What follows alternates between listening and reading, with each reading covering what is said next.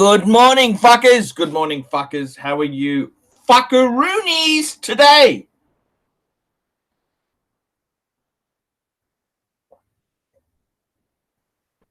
How are you fuckaroonies today? So, guys, it's the ArchieLuxury channel. It is it's Saturday night in my biggest audience, which is America. That's right, the land of the free. And with your Fifth Amendment rights there, yes, you really are the land of the free. So, guys, I'm just recording. I'm recording. We're in the studio and we're making vids. So I've sent the invite out to Tan and Jin and also to my good friend Dr. Bruce. Oh, I forgot to send the fucking thing. You always forgot someone. Marky, I forgot to send it to Marky. Shit, I'll just do that now. Mark, the dog trainer. How could I leave him out? He's such a cool, fun guy. Marky is such a cool guy. How could I leave him out? So, yes, that's a bit of a sad story there. What else can I say, guys? It's ArchieLuxury live, and I'm on standby at the moment. I've got a blue velvet gig, but I'm not sure if I'll pull the trigger. Triggers need to be pulled. Oh, $1.09. Okay, SR Bell 67, $1.99 super chat. Where's Corksucker Mark? Yes, I've sent that invite to Marky. I also invited the Don on there as well. Don, and yeah, hopefully they'll come and join us as well there. So yep, that's how it does. I know Mark is a dog trainer. He is the greatest dog trainer in the world. He's written books. He's amazing. Der Stiefel, I would like to have you on, man. Why don't you come on, man? Der Stiefel, I would love to have you on the show. I want to talk to you. Der Stiefel's bought a few watches lately. And, hey, man, quick wristwatch check. I'm not wearing nothing. I've just, yeah, sorry.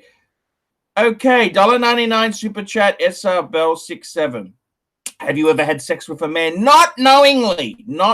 I've never had sex with a man knowingly. Okay, let's just put it that way.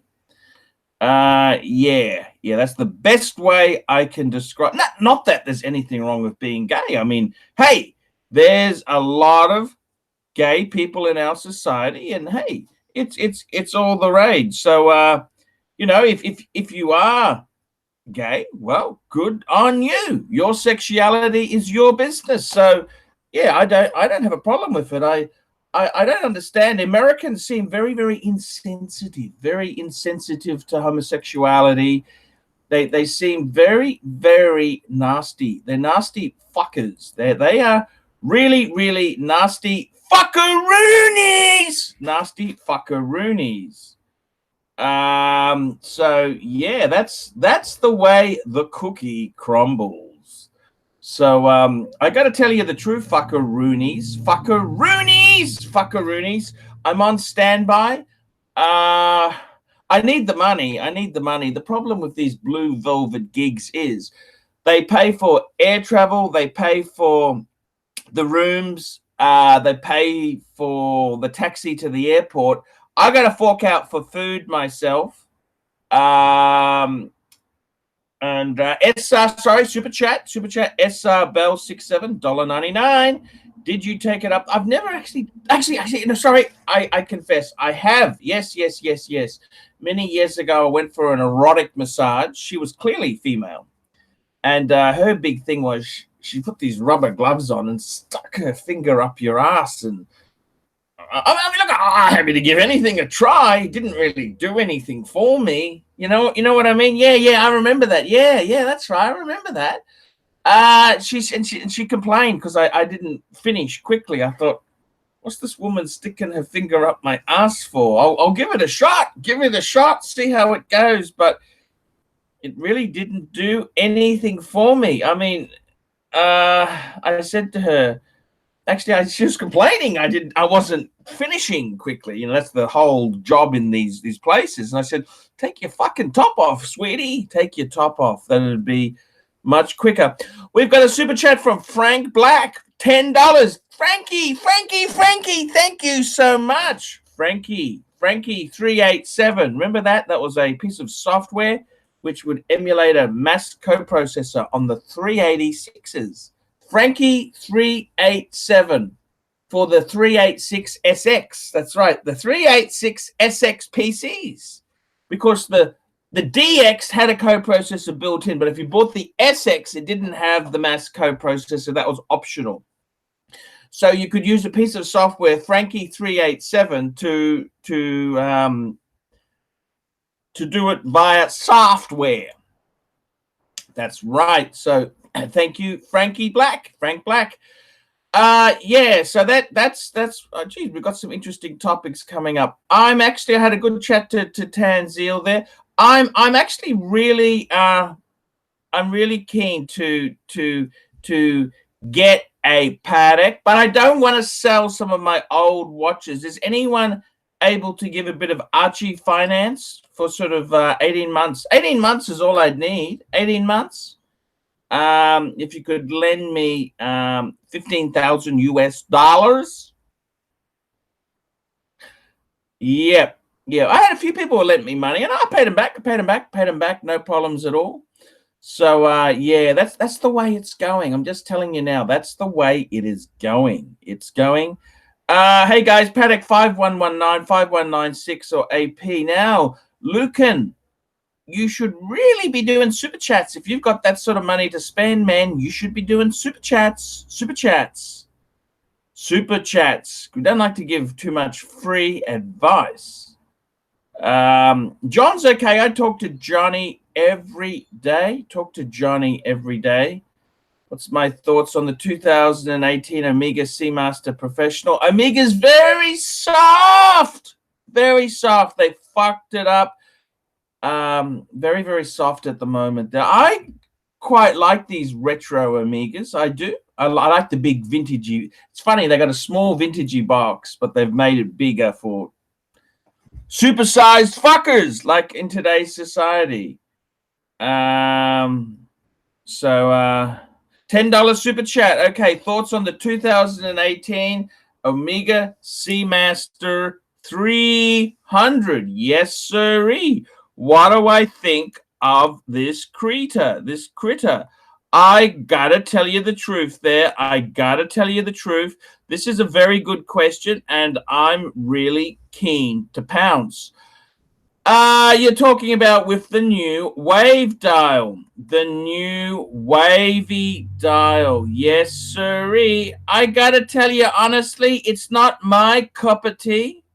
And I've got to be frank with you.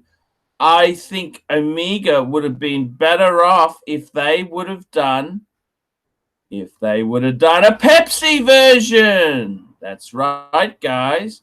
Let's have a look here. I'll just share my screen. Let's get it up on the screen here. We're going to share application window. Here we go. Let's have a look. This is the Omega Speedmaster. This is the 2018 version. Let's have a look. See, it's got the new deal. Omega Seamaster 300 steel watches. Look at this here. See, the wavy dial. Do you like it or not? What do you reckon? Yeah, I look, it is. Yeah, I don't hate it. Yeah, this is from A Blog to Watch. This is a great article. A Blog to Watch is a great source. I know Ariel Adams. He's a cool guy, really cool guy. Look, I don't mind it. The wavy dial. Yeah, it's cool, I suppose. Look, I like it. Yes, it is cool. It is very cool. But I think Omega missed the mark. They should have brought out a Pepsi. They should have brought out a Pepsi version. Everyone wants Pepsis or Cokes this year. That's what they want. It is cool, but I don't think it's different enough. The back caseback's nice. Look at that beautiful coaxial. I like how they do the lines like a turbo fan. It looks very cool. Yeah, I quite like it. There's my good friend Ariel Adams there. Yeah, I think it's cool. I'm not, you know, lusting to get one. I'm not lusting. I must have. It's not that kind of a watch, you know. But it is cool. I must say that it is very sexy. I do like it. It is. It's got some, but they are a quality. Oh, look nice on the rubber. So there you go, guys. Tell me what you guys think. Tell me what you guys think indeed. So yeah, that's an interesting.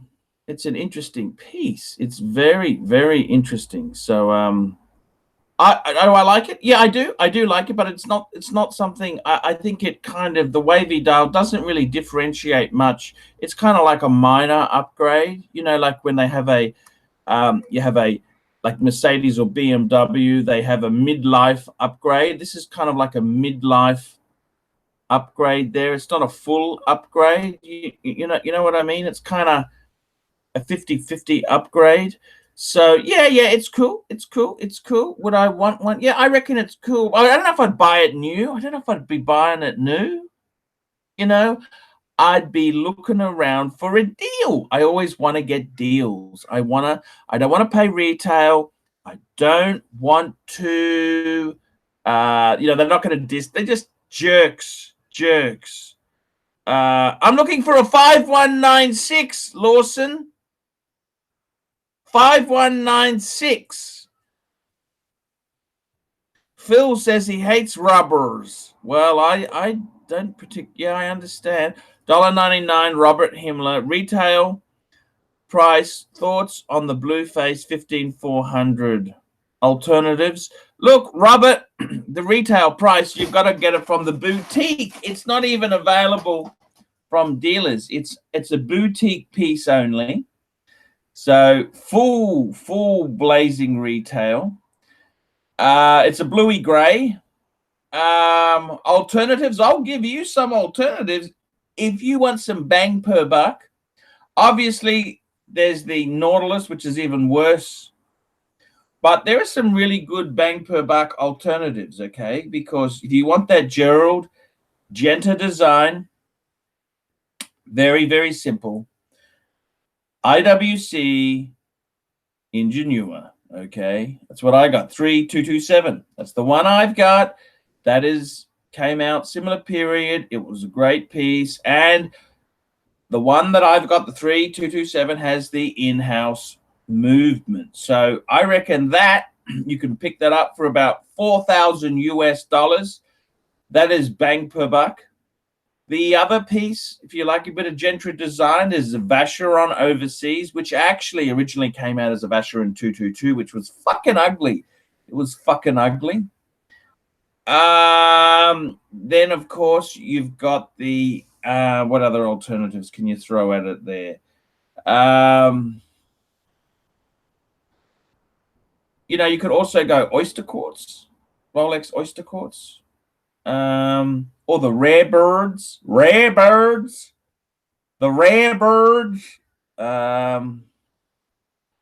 I think myself there, bang per buck, the IWC Ingi, 42.5 mil. That's the Gentra bargain. That's the bargain. And yeah, that's my view on it there. I was hoping to get a few of these guys, see what's happening here, man. I'm fucking starting to fumble around, fuckeroonies. I'll just send him a link live now. And where's JIN? I'm just gonna find my Vin. What's his name? Vin. Whoops.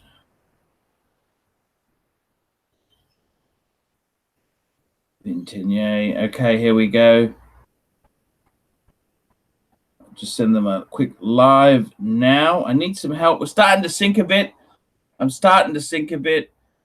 I'm wondering if paying retail for the blue gray is a smart buying. Well, they're after a massive premium. The blue gray is a massive, and you can't even get it, but you go to the boutique, sold out. It's kind of like the Nautilus. So some people, I know a guy who just bought one, and he reckons it was great buying. But I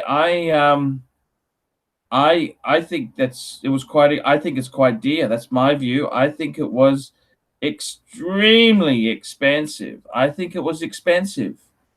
He paid thousands for a dial. Ooh, is it that much better than black or white? You tell me. It's just crazy. So guys, that's the way it is. That's the way it is. What's going on here? Is there anyone's coming on, or what the fuck? I was hoping to have some guys helping me out here a bit today, but that's okay. We can run the show. The Archie can run the show. The Archie bus. I got a few really good paid reviews coming up. Yes, sirree. I got some great paid reviews. I love my paid reviews because they really keep the income coming in, man. I need the money. Show me the money. Show me the money. So I've got some fantastic paid reviews coming up. I'm starting to pump and dump. I'm trying to get as many because I'm on standby with Blue Velvet. I'm on standby. So hopefully I'll get this. Hopefully I'll get this gig. I'd like to go there and just, a lot of naysayers in the audience. Archie won't get this gig, because with Blue Velvet, you've got to tender for the role. See, it's not just for you. You got to tender for it. You just don't get the gig. You got to play it carefully. As you understand, it's not just a given. They basically make a call and they get 3 or 4 what they call them, jiggies in the industry. They're known as jiggies. They get 3 or 4 jiggies. I'm a jiggy. That's correct. I'm a jiggy. It's from the Latin word for gigolois. It's from the Latin. And you just gotta you say, yeah, I'm available. I'm ready. I'm happy to go. You have some stipulations. Certain things you will and will not do. And you just wait to tender the role. And last year I had a bit of bad luck there. I was second place for quite a few gigs. So it's it's a bit of luck. It's a bit of you're hoping that the more attractive, slimmer people will be already busy or not available due to work commitments. A lot of these guys have jobs. See, they can't just drop everything and go for Mrs. Wang. You've got to so that's a godsend. That's a godsend. And that's just how it goes there. Good to see. The sucker horn is helping me out. He seems to be deleting. Someone's deleting. Oh, that's good because there's some nasty punters there. Some real nasty people. I don't understand this. I've got a few people who are just really nasty. They comment on every video, but then just nasty. Some real nasty people in the audience there. So I don't get it. I don't get it, to be honest with you. That's this world we live in. So I got to tell you the truth there. I'm on standby. And it's a budget gig. It's not a premium gig. It's just, I'll do it. I need, and the problem is that there isn't terribly much money in it, but yeah, it's a bit of travel. It's a bit of, but you get to look around and see a few interesting things, which is kind of nice. It's kind of nice, that's kind of the way I see things there. But I got to be completely frank and honest with you and say to you that I really I'm in a very quandary position because I got some really nice pieces, really nice watches, and I don't know if I really want to flick them so I could get the paddock. You know, this is the trouble. Do you flick, pump, and dump, or do you hold long term? This is always the issue. So I'm not so sure if I do want to pump and dump. So yeah, that's a little bit tricky for me. I like to hold my quality pieces. It's funny when you sell these things, dealers just cut you to fucking shreds. They cut you to shreds. Dealers are just, they're not your friends. Dealers will cut you to shreds. Oh, this isn't right. Oh, you don't have this. You don't have that. But when it comes to buying a piece, these same dealers, suddenly that piece of shit they just lowballed on is the greatest thing since sliced bread. And that's kind of how these dealers, that's how they roll. They really, really do roll. This is how they roll with the punches. And I got to be completely frank and honest with you and tell you that sometimes it's not the greatest way to do things. I don't know if I approve. I don't know if I approve, to be honest with you. So, you know, you got to be a bit careful with what's on offer. But I got to tell you, I've got a beautiful, I really do love my Wirst watches. I do. I love them. I love them to death. And I wouldn't be doing this show if I didn't love my Wirst watches. If I didn't love these Fukas, I wouldn't be doing the show. And this is a very important thing, is that you got to have a oh, thank God, Neo, I was sick in there, man. Fuck me dead, Neo. Hello, Neo, 9.99 super chat. Hello, humanity. How do you feel today? Well, I'm feeling pretty good, Neo. I wish someone would buy me a beer or a scotch. I'm feeling a bit thirsty. I would really could do a beer or a scotch. Yeah, Neo, it's cool to have you on the show there. It's really cool. Yeah, I'm feeling a little bit thirsty, but I gotta tell you the truth. I gotta tell you the truth there. Man, combo meal deals. I gotta get, I'm just thinking, you know, it's so easy. You could, I got my eyes on a Patek 5196. And the problem is these dealers are not really your friends, you know. They are there to lowball you. So you gotta be, oh, drink Neo beer. Oh shit. What do I feel like at this time? Beer or a scotch? I think a beer. Let's get a beer. A beer. Ah, I got a James Bogue. Scotty brought these over for me. Hey, Hash Hab, how are you? Say it right or not? I'm not responding. Hey, what's going on, man? Hash him. It's Hash him. Again. Hisham.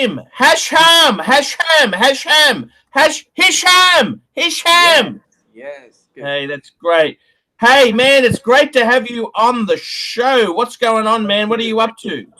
Nothing, man. It's 4:58 a.m.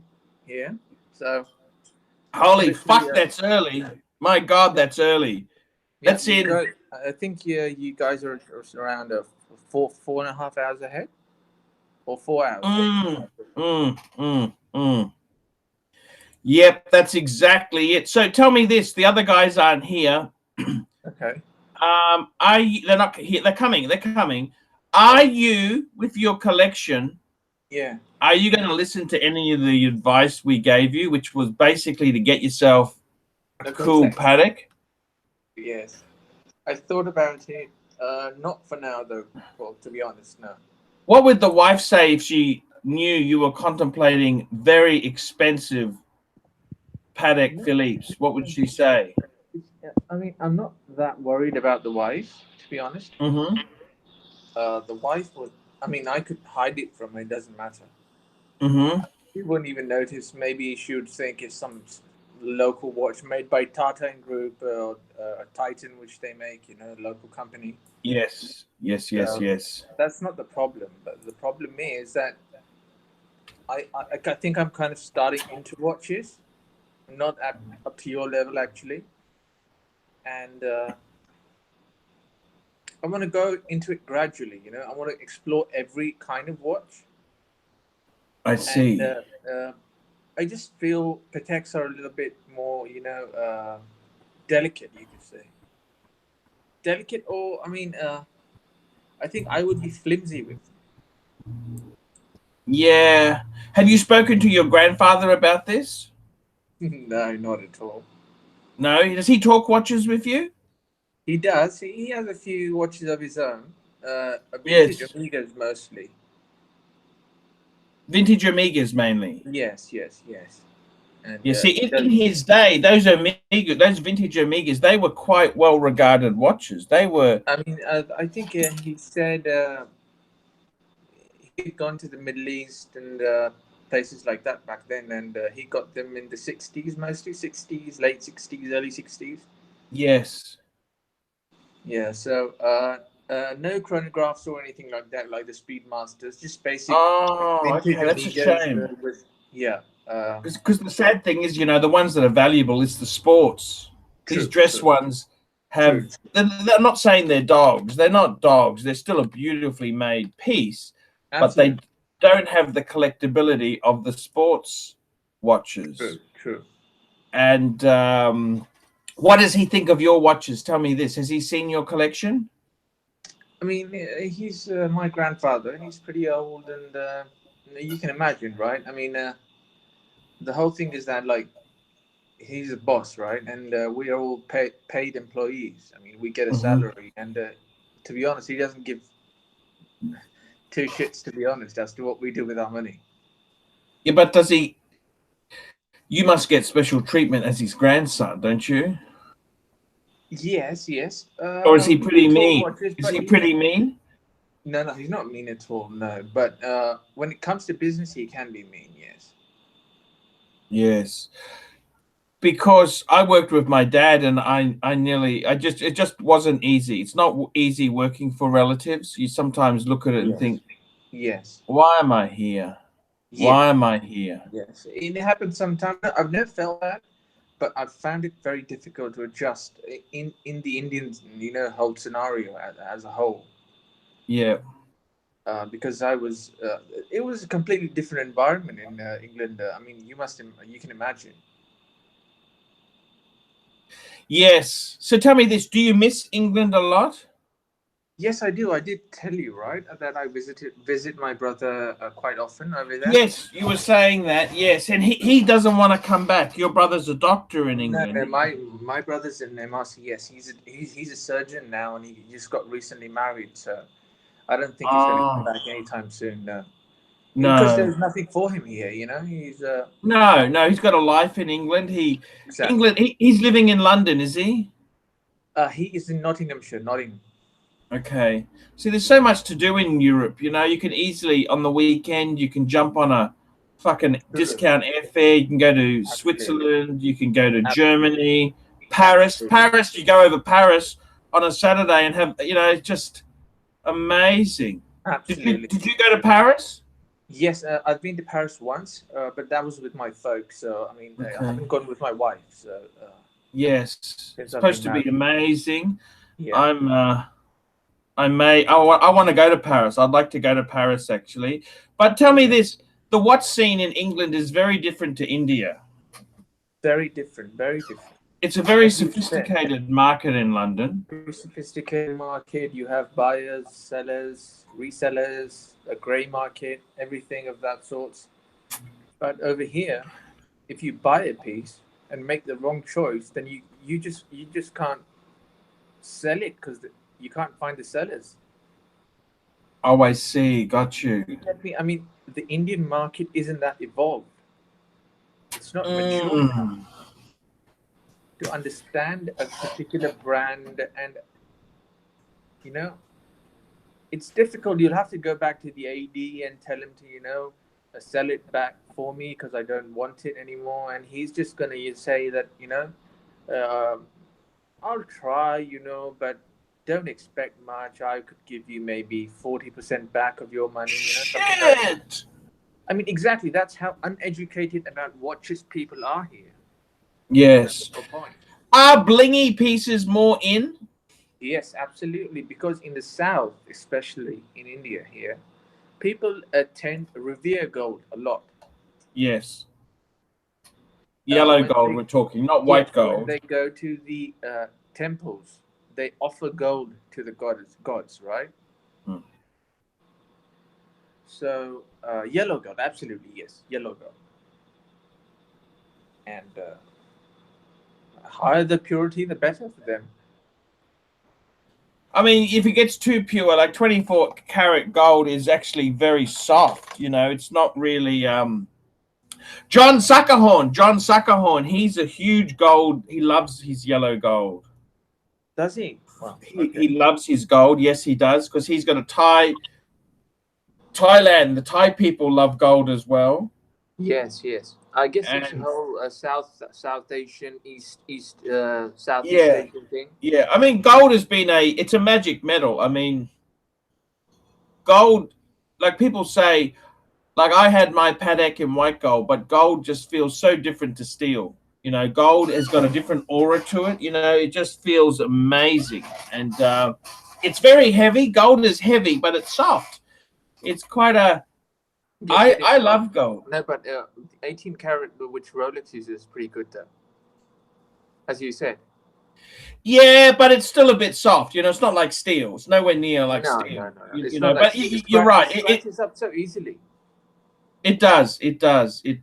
But man, I think for you, man, just get a fucking Patek, man. You got to get it. Why don't you just buy it? Just buy it and see if you like it. If you don't like it, the only thing that's close. If you get it, yeah. Patek which is close, which I could get, is an Aquanaut. That's no, the Aquanaut or what's the name of the other one? The Nautilus. Nautilus, absolutely, yes. Why don't you see if you can get a 5711? Can you get those in India? Yeah, that's what I was going to say. 5711/A. They're selling for a massive premium, but I don't know if you'd get one. You got to get something interesting. Is your wife into watches? Do you talk to her about watches? Honey, I want you to look at these watches. Do you like them? No, she's not like that. She does look at them. She does appreciate them, and but as I said, I mean, people think differently. I mean, we have. You told me that your wife's working for an NGO, like a charity, which looks at slavery. Actually, it's a non-profit NGO started by a South African named Elke Grobler. Okay. She came down from South Africa. She's white, actually, and started this whole NGO in. Do you think it was a mistake for her to get involved in a charity instead of being involved in? I think so. Because I wanted her to practice law commercially. Yes, because there's big money in that, Absolutely, there is. I mean, at the end of the day, I love charities too, but communism doesn't work. It doesn't work because it changes your mentality as well at the same time. Yes. Because I feel that sometime, not all the time. I'm really proud of it. Don't get me wrong. No. Of course. But sometimes it gets on my nerves. I mean, you have everything in the world, but you're just talking about this shit after you come back from work. I mean, for God's sakes, I don't want to. I know. Look, it's a bit like left-wing politics. If you're successful, right, you have to be ashamed of the fact you have money. I don't think there's always been rich people. There's always been poor people. There will always be richer and there will always be poorer. I mean, yeah. I think, see, I'm actually, the whole reason why I'm into luxury goods is that I don't like waste. I'm an environmentalist. Did you know this? Yes, yes. I've seen your videos. See, the whole point of environmentalism is you buy one thing. Instead of buying 20 watches, you just have one beautiful watch which can last a lifetime. Okay, you pay a lot more for it, but it lasts so long. And I like every facet of my life, I want to try and get good things that last and handle this test of time. True, true. So, you know, actually, that's what the first thing I think of is before getting a Rolex or another watch. Will this be a piece which I could maybe pass on to my children one day? well, I got to be honest with you there. I've got 4 boys, and I don't know if they're really interested in watches. Okay, Yeah, that's it too. Yeah, they have to be interested at the same time. Listen to this. I gave my 2 eldest sons a Rolex each when they would have been probably. I heard this. You said you mentioned this on video. Yeah, yeah. Sorry, I can't hear you there. Sorry, I can't hear you. You said that one wanted an Xbox. Sorry, we got a bit of a transmission problem there. We can't hear you. Sorry. Can you hear me now? Yes, we can hear you now. Yeah. So you said that he preferred a video game to a Well, Rolex? one of it sold it. They both asked me to sell them. One wanted video game. The other one wanted a bike. Okay. You see, there you go. I mean, they're not into watches. But you never know. But now they come back to me and said, Dad, we want another Rolex. I said, you've blown it, son. Yeah, that's it. So I've got 2 younger ones, and I've asked them. I said, hey, I would love to get, I've got one now who's 12. I would love to get him an Air King. And I want to get him a 6694. You know, the manual wine oyster date? Yes. The old Oyster one, Perpetual. Yes. Yeah. Yep. Well, they're not that old. Yeah, yes. Mid-80s. Tan Zeal's on. Tan, how are you, the man? What is going on, boys? Hey, we are. Hi, Tan. How are you? I'm just talking to Hisham there. He's. I'm trying to tell him to get a fucking paddock. He needs to get a paddock. Just do it, man. Pull the fucking trigger. So yesterday you were between the date and looking at paddocks. So what's changed? Nothing, to be honest. I'm still tilting towards the date. And why is that? It just looks more robust. It has so much history to it. I mean, you're not fucking going out and killing tigers every day, man. Like, you're an accountant. Yeah. I think a paddock would be a perfect watch for an accountant, Archie. I think he should, personally, I think if he buys something like I reckon if look, let's be honest there, okay? Me and you, Tan, we're strugglers, okay? Maybe me more so than you, Tan. We're strugglers, right? I don't even know how. I'm an accountant. I'm a paid man. I can hardly make ends meet here, for God's sakes. But what I'm saying is, in your case, I reckon a 5396. Just go and get one. I would get it in rose gold. Get it in rose gold. That's the best metal. I reckon rose gold. I live in India, man. What are you talking about? Look, you are absolutely. This is a very. And Archie, don't let him fool you, right? This guy probably has like 3 or 4 servants. By the way, he does. He's got a look. These guys here, you know, he went to the best schools in London, in England. That's big bucks, right? I think seriously. Get a 5396. If you don't want it, just fucking give it to me. If you don't like it, I'll gladly. I have no idea what you people are talking about. Now, look, I tell you this, the day dates. Do you think he could get a day date? If he really wants it, just get it. Don't you reckon? I mean, you can get a day date. It's pretty, and I don't want to use the word common, but, you know, it's not really that exclusive. You're still a lot of money. You know, I must say, Tan, the solid gold Rolexes are very different to the steel. Like, they are hand finished. Right. But there's still a lot of them out there. You know, and no, you know, if Hisham's gonna buy a day date, Hisham was saying it's buying a day date 40, right? I mean, he's gonna buy a modern day date, and you know, say you buy it new or even I don't know if you're gonna buy it on the secondary market, but you know, they lose. Again, as I was just telling Archie, I mean, the culture here in India, I mean, it's a real shock to me as well, because I've been in watches for like 3 or 4 years at the moment, and The thing is, in India, as you know as well, we don't have a secondary market.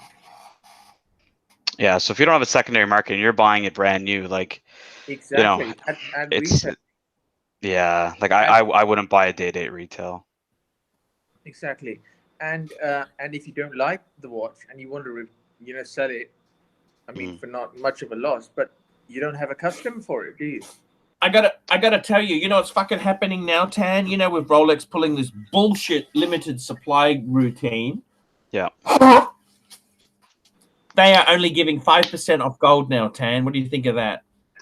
Yeah, I saw that in your video about the 5% It's off gold. fucking bullshit. Well, not only that. So Archie, I was in an AD a couple weeks ago, and I was looking at some high end stuff. I was looking at a Lange 1. I was looking at an AP 15400, and just for shits and giggles, I asked the lady. I said, like, well, what can I get from Rolex, from your Rolex stock, if I buy, say the Lange 1 and the AP Royal Oak? And she's like, what do you want? She's like, what do you want?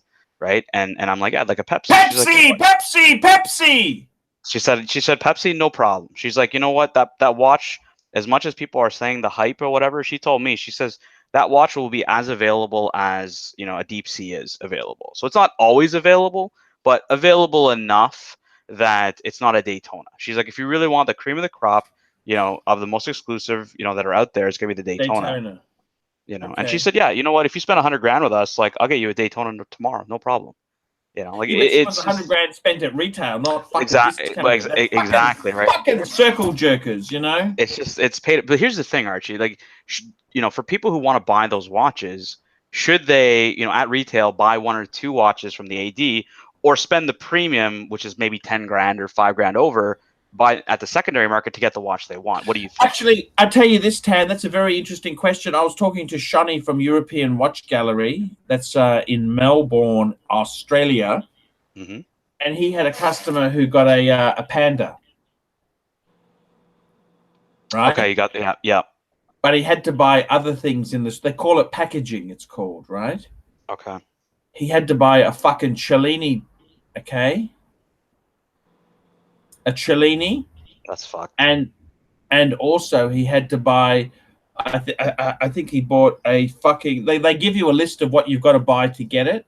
Right. And it worked out that he would have been much better paying 30,000 Australian for that's what the, it would have been much better for him to fucking pay the premium instead of being held down with this shit, because often they make you buy crap that no fucker wants. Sorry to bother you. Super chat, Tanzil Ansari.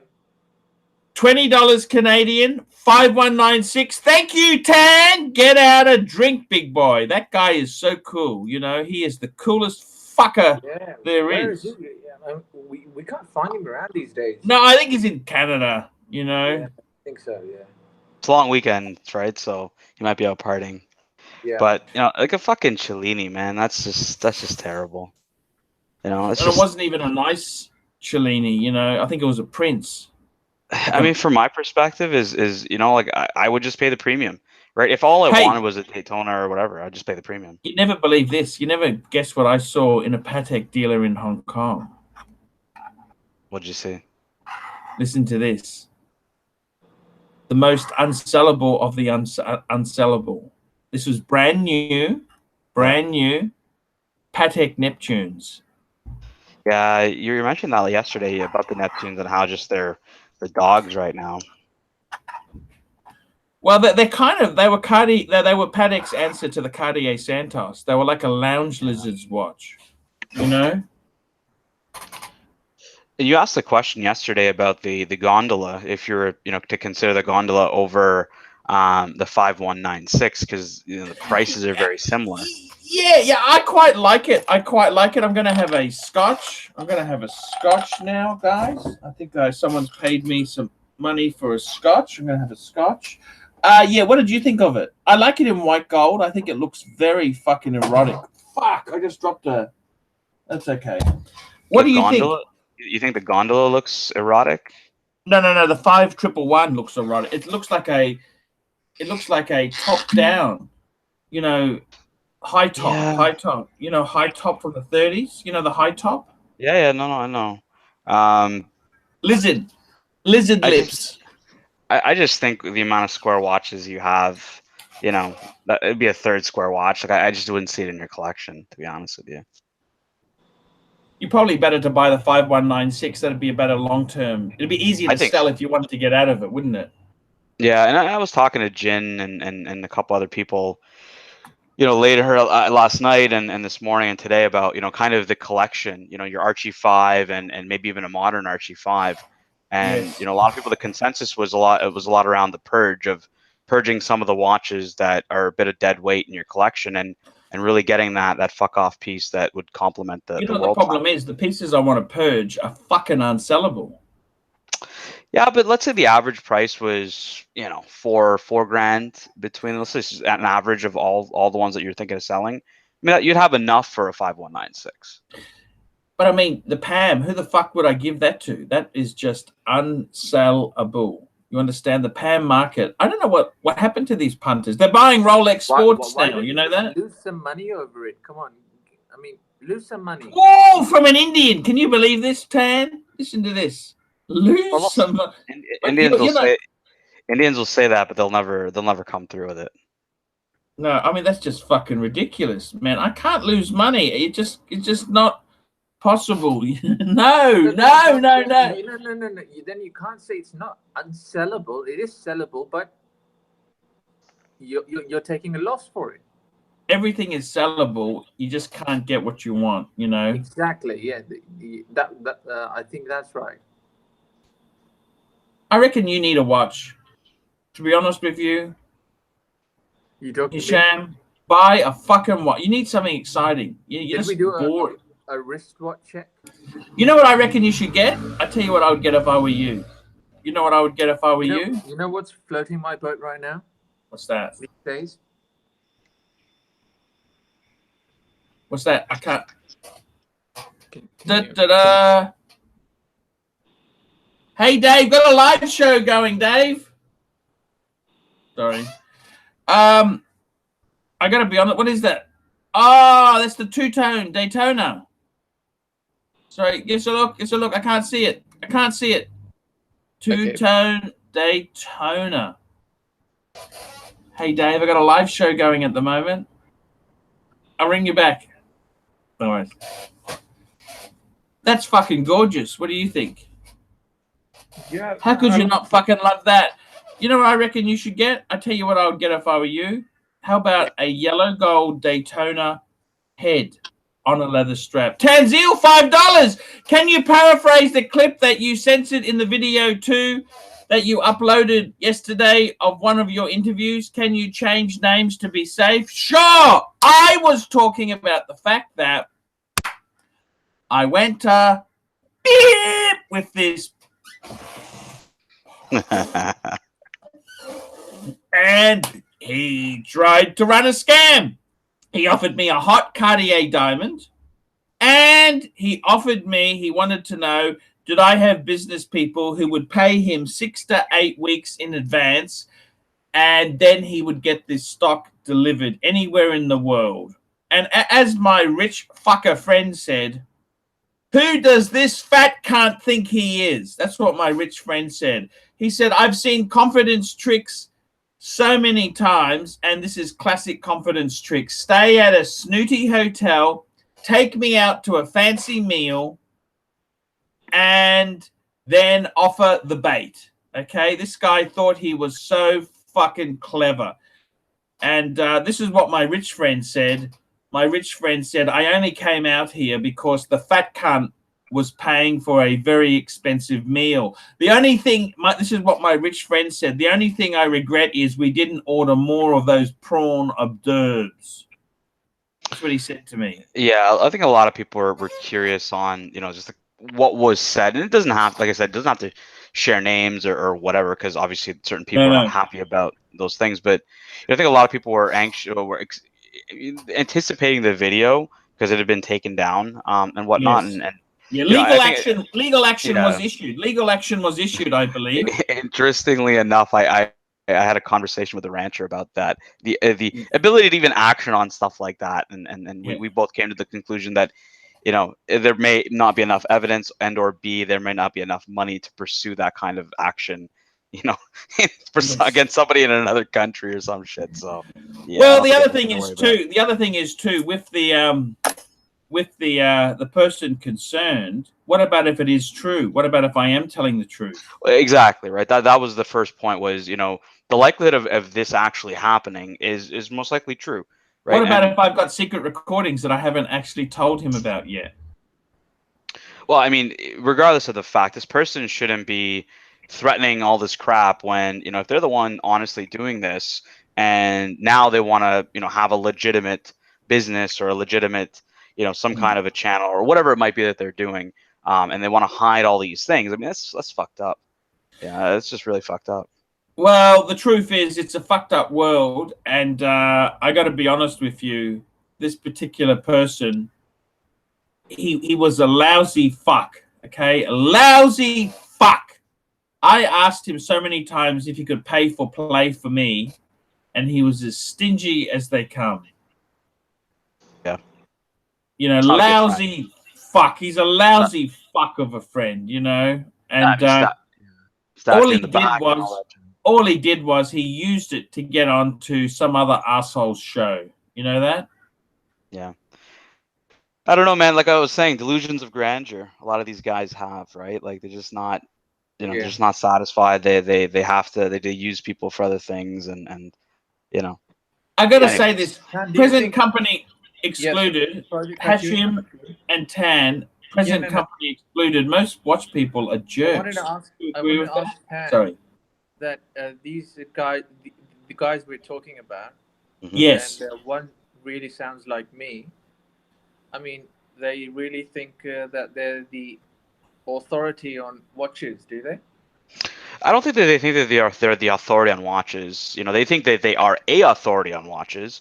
I think a big problem is that they're trying to run something legitimate, right? They might either have a business or a channel or something that they're trying to do legitimate. However, they potentially have, you know, a CD past or what have you that, you know, something a lot of people know about, right? I think the problem is you cannot have a sales business where you're selling inventory and then you pretend you're giving unbiased opinions on shit, can you? So I have a question for both of you then. I mean, I know this, there's another YouTuber, you might know him, like Federico, is it? We don't mention names on this channel. No, but I'm just saying, there's a YouTube channel here. His name is Federico. I've never seen it before, if you say there is. Okay, so he used to be in New York earlier, and doing many collaborations with a channel called...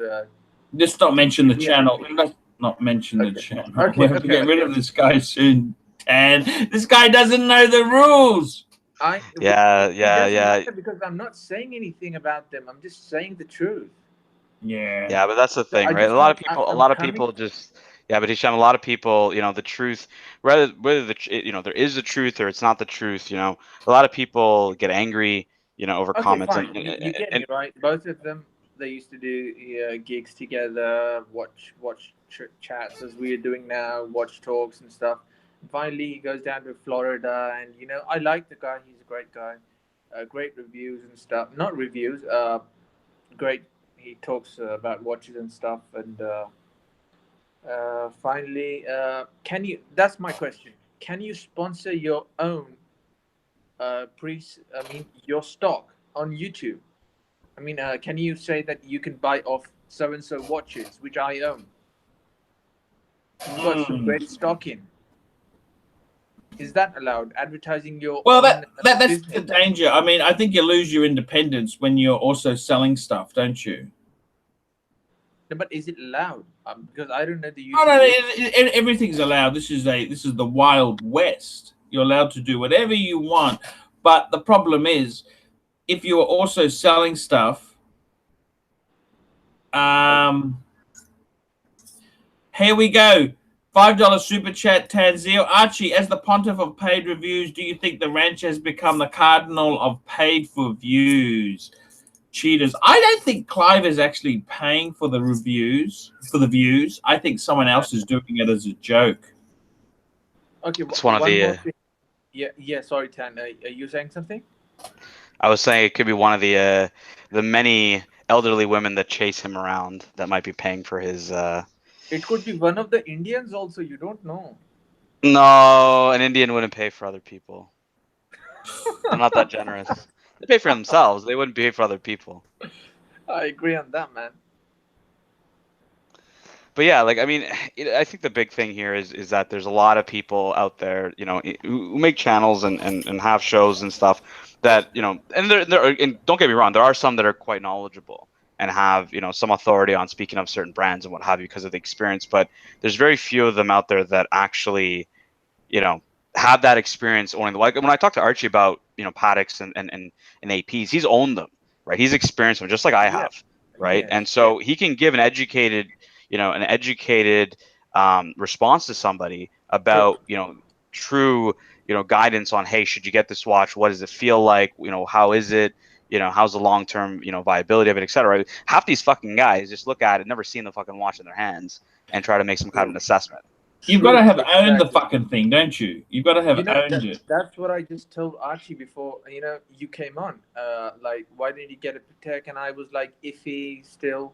And I told him that you've been around the block, man. I mean, you've owned these things. You know what they are. I don't know. Right? Yeah, and I mean that's the thing. If he's telling, he's owned multiple day dates, right? So if he's telling you Exactly. don't get a day date and get a paddock, you know, I'd take his advice over that.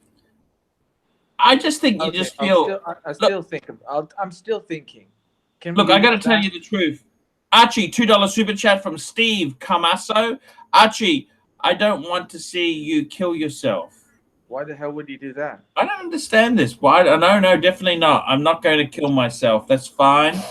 I got to tell you the truth there. I think the thing with the paddocks is I've had a few paddocks, and I loved my paddocks, and I loved my Rolex gold pieces, but Tan, I just wanted to. I never tell felt you so one more thing. happy. I got to tell you, I never felt so good, Tan, when I had that 5107. That's probably the biggest mistake I sold. You know, that I should never have got rid of it, but it led me to the world time. If I didn't have those funds, I wouldn't have had the world time now. I tell a bunch of the guys, I said, if you've ever sent a paid review in around that time when Archie had just like let go of the 5107 and you posted, hey, I got a paddock or this and that, Archie was a bit salty. He was a bit unhappy about that. So your paid review might not have gone the way you would have thought. But yeah, I mean, there was that period of time when you didn't have it and, you know, you were like, fuck, I really want a paddock. I really want one back. And now you have it. And I thought about this morning. I was like, the 5110 is one of the best watches out there. The 5110. Hey, Wow. Babu, go and get me my tea, huh? Quickly, So that's the thing. Hisham's got servants. He's got JIWELLERY, we call them. You know, people who are making him tea or making him chai. You know, he's got a driver. He's got a cook. You know, and he's the one sitting here debating. You know all this? Because you're Indian, you have to have a cook and a driver. You know, meanwhile, Archie's driving a fucking Honda Civic. You know, having people pay for him to get beef and reef here. Like, it's a great car. You know Babu, that. go. I don't want 2 cups of sugar. I don't want 2 spoons of sugar. Just one. Go quickly. you're gonna see little Jin walking in with a tray. You know, here you go, sir. Thank you, thank you. No, you know, I actually taught my servants to speak English. Oh wow. You're joking. I am joking, for God's sakes. Yes, I make my own tea. You know, it's actually if Hashim worked this out, did the maths on it, did you realize if he just simply had a servant to make the tea and used that time productively, he could pay for a paddock in about 7.5 years. 7.5. Wow. How the hell did you come to that number? Well, all you got to do is you work out how long does it take to make a cup of tea. Well, it takes you about 10 minutes to prepare the tea, get it all ready, let it brew for 3 minutes, and then bring it to you. And then so you're looking at about 10 minutes per cup of tea. So you should probably be drinking 2 or 3 of these a day, right? It's half an hour a day. Just two in the morning and in the evening.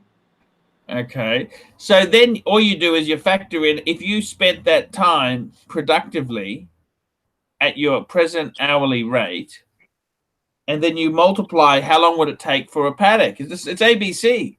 Archie, I live in India, man. We don't get paid by the hour. We are poor people. Anyhow, that's what I was saying. I tell you the truth there. I honestly, Tanzil, $2. Archie, would you recommend a speedy Tintin? I would never. I like the Tintin. I like the Tintin. The Tintin is cool, but I think you've got to be a real Amiga aficionado. Let me tell you guys a story what happened and how I got the Daytona ceramic black. Yes. Are you listening to me, Tan? Yep, listening. Yeah. Then you guys can talk about Pateks. Okay. This is a very interesting story. I had gone to Mumbai because in Hyderabad here we don't have an official Rolex 80. We had one, but for some reason they couldn't make the sales, and Rolex just took the 80 away. Okay. Fuck. So I had to go to Mumbai, the Taj Palace Hotel. You know that, right, Tan? I've never been to Bombay or Hyderabad. Yeah, but you must the Taj Mahal Hotel where that attack took place in 2008, right? Yeah, I do. Yeah, so they have a very good AD there, and near the Gateway of India. So I went there, and I wanted a date just 41, which I have, and I was looking at that, and then I said I'll come back in 2 days because I just had to board a flight urgently, come back to India. I'm sorry, Hyderabad. So when I went back, I saw this wrapped up in plastic. It was completely wrapped up, but I got it. It was ceramic Daytona in black with a black tire. So okay. Shit, you got one. So and the AD said, the guy at the AD said, the manager. I said, how long has this been lying here? He says, for 5 years. Jesus. No, it can't be for 5 years. Sorry, since the day it came out, right? So at least 2 years. It was 2 years. 2 years, yes, exactly. Yeah. For 2 years, it was ordered by. It was a foreigner client like you, sir. I said I'm not foreign.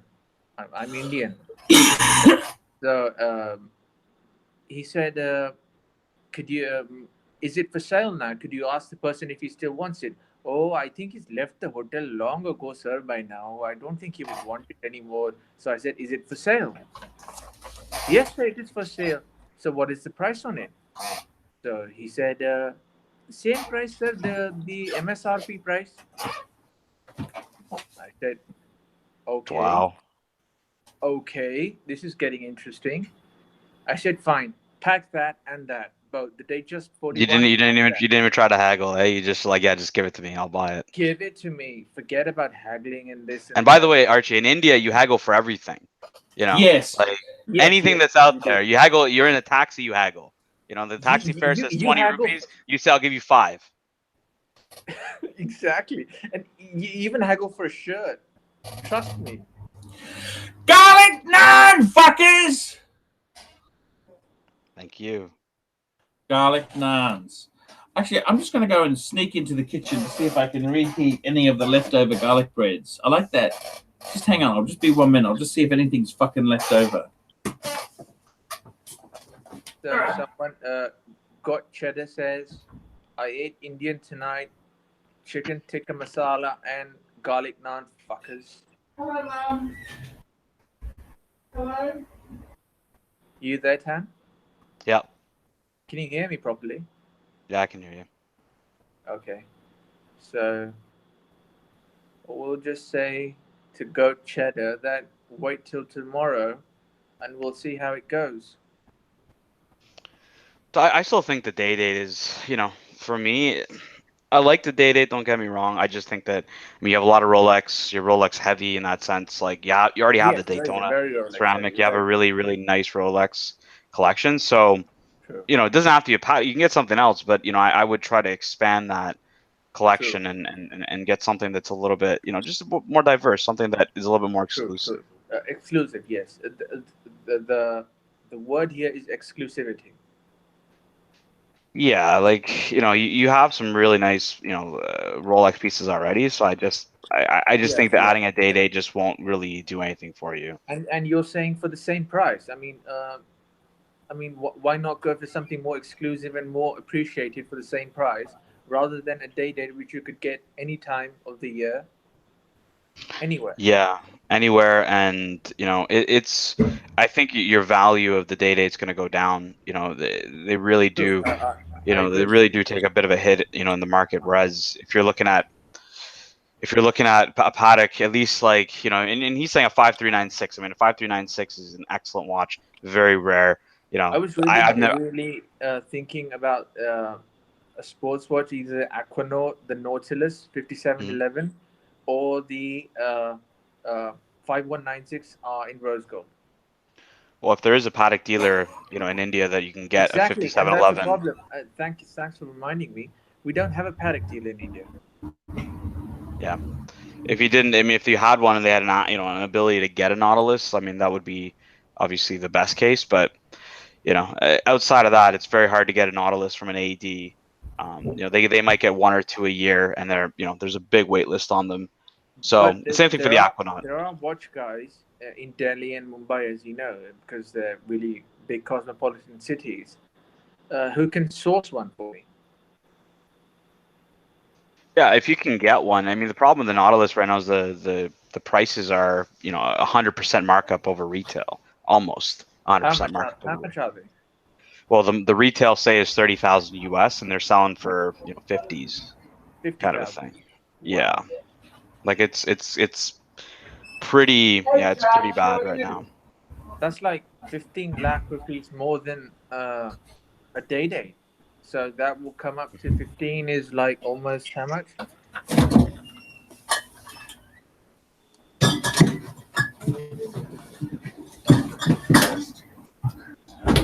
Wow, 22,000 more. It seems like he's stocked up with beer and he's not wearing pants. So Hey guys, how are you? Archie, are you naked below the waist? No, I got pants, underpants on, but I don't have top pants. I'm in God's my sake, go home. and put them on.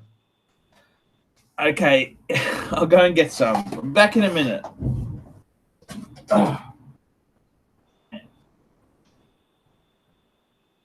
So yeah, like I just think that the fact that you have certain like a certain amount of Rolexes themselves, like it's gonna be difficult for you to just I mean, it's not difficult, but it's gonna be not as interesting, I would say, for you to add the day date unless you add as opposed to adding say an Aquanaut where you'd get a lot more breadth into the actual collection.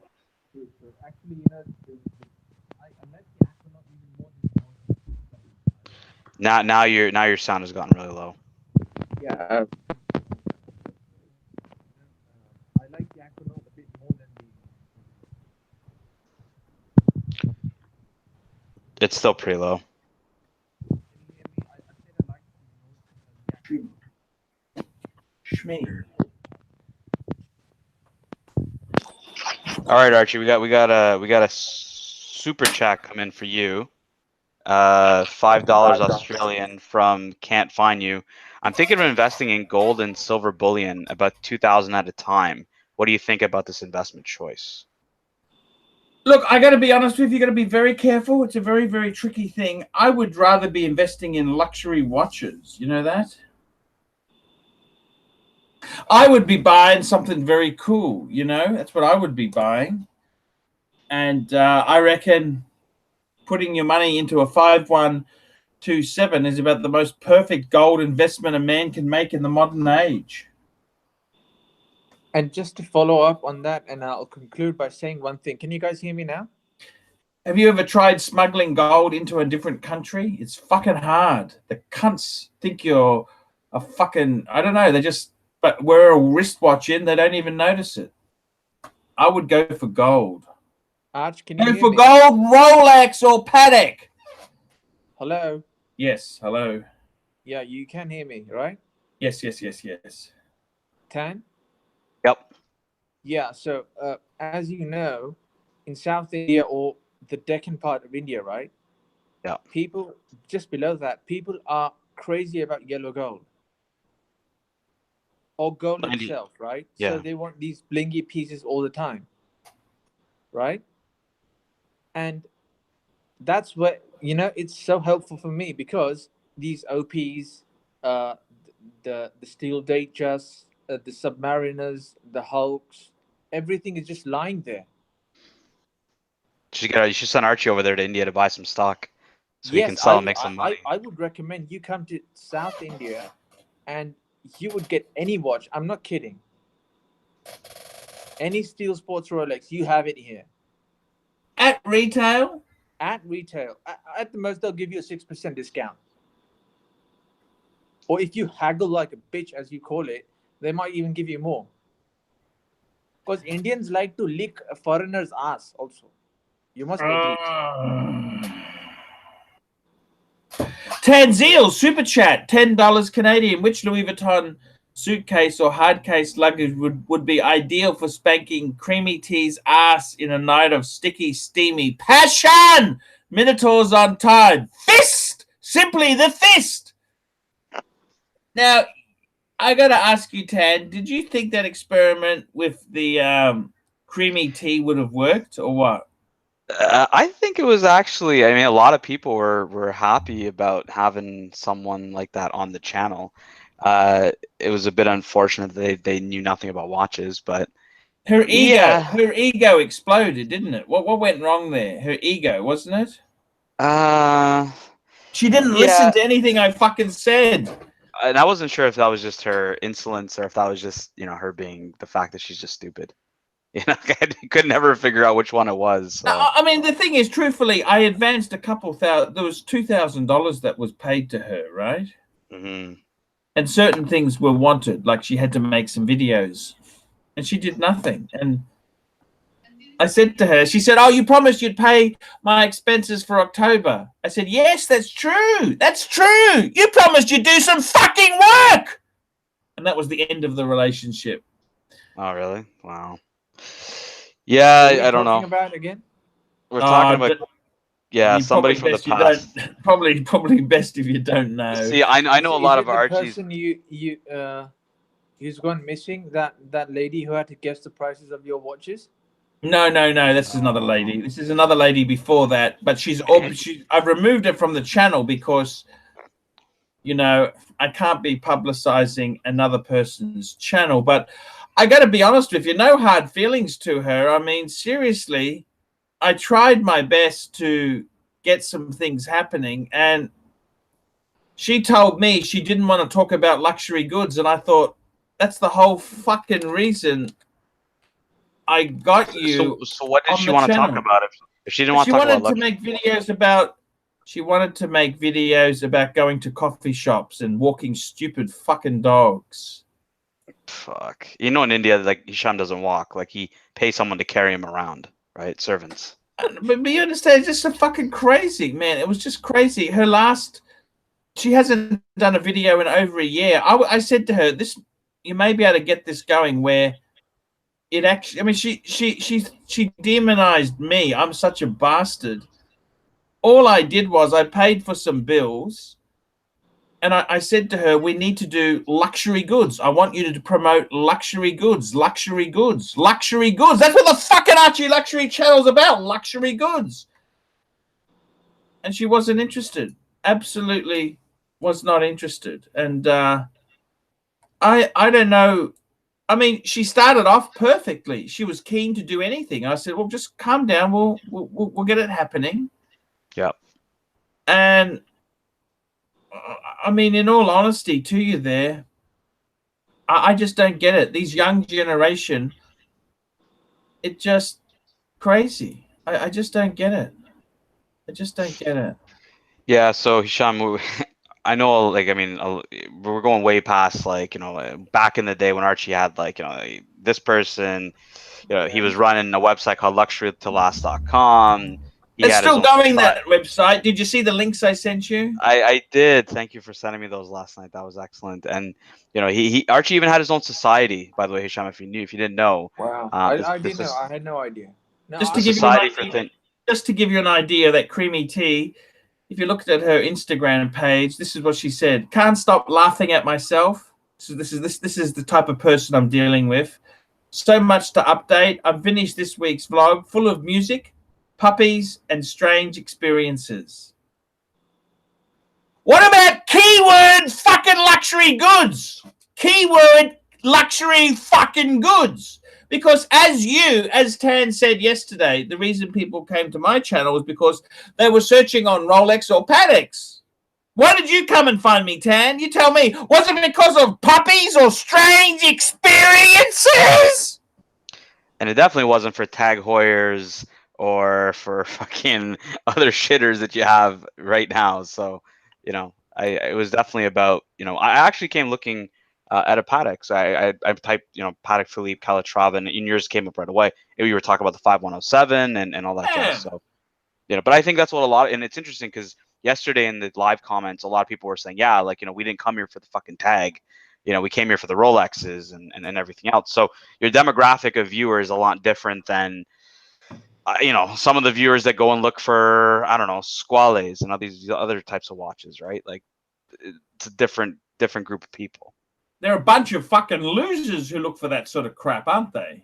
Like, you're the only bin man who's kind of moved upstream. You should be with the other group, but you're the bin man that moved upstream, you know, hanging out with the Patek crowd. Ah, I see. I see. But I have a question for you both. I mean, if you're going to just talk about haute horology, as in high horology, like Pateks, APs, and VCs, Vacherons, I mean, don't you think your viewership's going to take a hit? Because, I mean, the mainstream crowd can't afford this kind of shit. But that's the thing. Archie's not trying to cater to the mainstream. If he did, he would have sold out, you know, years ago when other, you know, other people were peddling and shilling, you know, and promoting lesser products, right? Like, so, you know, yes, it's a smaller market, absolutely, but that's the market he chose to go into, and that's it's just 1% of the market, the upper tier, you could say. I don't see Archie going into promoting Squales and. No. I didn't say so Squales and stuff like that. I mean, something mid tier. I mean, maybe entry level or just above entry level, like Breitling or Rolex or stuff like that. Well, no, but that's the thing. Like, he does talk about those pieces, right? We're He talking does, about like it's when you're kind of in that between, not luxury, but like, you know, affordable watches that are decent. Like, you know, a Seiko, for example, decent watch. It's not a luxury Yes. watch. No, You no, know, it's it's not a luxury watch by any means. means. No. But it's a decent watch, and that's just a different demographic of people that buy that stuff. Now on this channel, it's all about luxury goods, luxury watches. You know, and I was telling Archie yesterday, I have people that I know that know him purely because of his Louis Vuitton stuff. Nothing to do with his watches. Yes. And what did they say about me? Can I ask you that? So yeah, I told you this story. I was watching your channel and my sister-in-law walked in and she's like, "Hey, I know that guy." And I'm like, "How do you know him? Like, you don't into watches?" She's like, "No, he's big into Louis Vuitton." You know, and I didn't know that. I had not, and this was early on when I was watching your videos. And she's like, "No, like I read his or watched his reviews of Louis Vuitton stuff. He's got this collection as tall as him. That's the guy." You know, so they and it's interesting. You'd stopped obviously doing the collection Louis Vuitton stuff, even though Louis Vuitton is still very much, you know, there's very active collectors of Louis Vuitton and what have you. But yeah, it was. I guess at that time you used to do enough Louis Vuitton videos that people would know you for that as well. Hey, there's a good comment here by Steve Bow. He says, "It's also about personality and humor, as well as watches." I mean, I think he's referring to Archie. Yeah, absolutely. I mean, I think that the people, you know, they come for the, you know, if you've ever seen the Simpsons episodes where it says "come for the freak, stay for the food," you know, kind of a thing. So it's exactly like that. Yeah, the viewers, most of the viewers who stick around, they themselves probably have a little bit of that in them, right? And they like that kind of comedy. Whereas I know a lot of people who don't like this kind of comedy. They love the watches, they're just not into the comedy. They don't want to be part of it, right? So, but you know. That's just the case. But Hey, yeah, I mean, so you're saying that the Paul, demographic, Hisham, of yes, yeah, I mean, go on, go on. we're targeting, you know, a different demographic of viewer that's watching the show right now. You know, somebody who's collecting Seikos, you know, is not likely watching this channel if that's their sole goal in life. Well, You know, that's a pretty low standard of gold, then, wouldn't you say? I wouldn't say it's a low standard of gold because Seiko has a pretty big vintage a vintage You community. did say that yesterday, but I mean, still, Seiko is a Seiko. Yeah, but like, you know, there's some watches that have gone up significantly in value, like the 62 Moss. Used to be able to get them for $1,000 or 1,500. Now they're like $3,000. There's a bunch of them that are out there that are appreciating in value, and there's a demand for them, a strong demand for them. But that's the thing; people are collecting them because there's so much variety of those watches that people enjoyed that you know it's a lot more accessible than getting into, you know, vintage Rolex, for example, right? Trying to collect vintage subs is just is astronomically, you know, out of people's reaches these days. Exactly. Whereas vintage Seikos is still something that, you know, people, and it's interesting, a lot of the Rolex people are walking into that because it's a lot more accessible and there's less risk associated to it in that sense because there's not as much money, right? Versus the other way around. Right. So, Tan Kelsevitz says wristwatch check. I put a wristwatch on. I'm wearing the Breitling Super Ocean Heritage, which I love. I couldn't possibly sell it. That's the problem. Tan? Yeah, I got the Hulk on today. Cool. Okay, say Beazle. Beazle!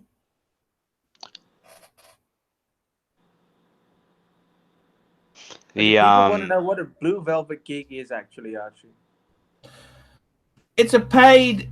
I'm not too proud to admit that I've been short of funds. I need to work occasionally as a independent service provider.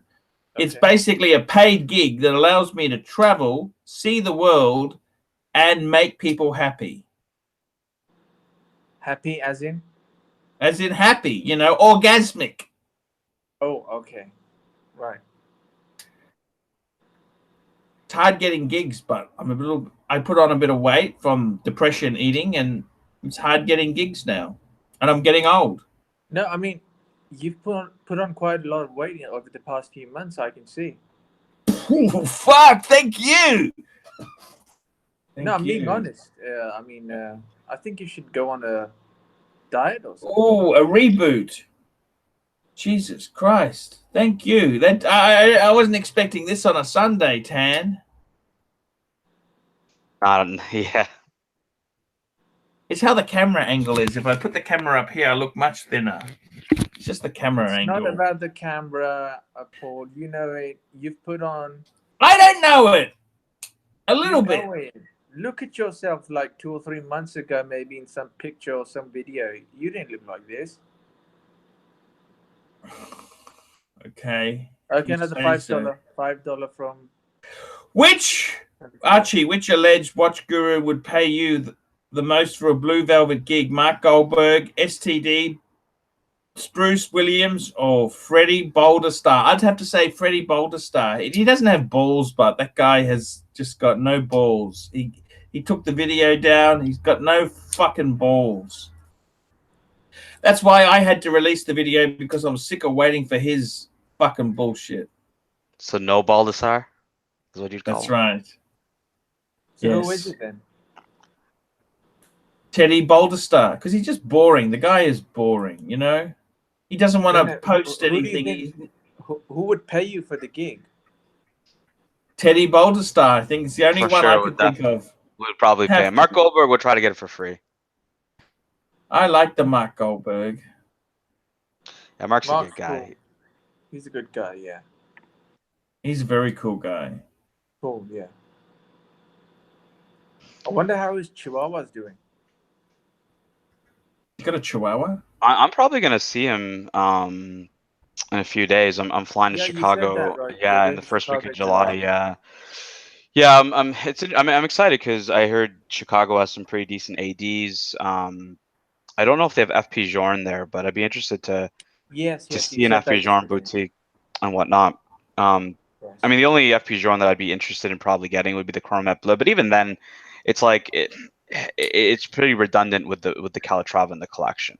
You know, you I know what wouldn't see a fits my point. box more than a Patek Tan, to be honest? FP Jaune or maybe H Moser or something like that.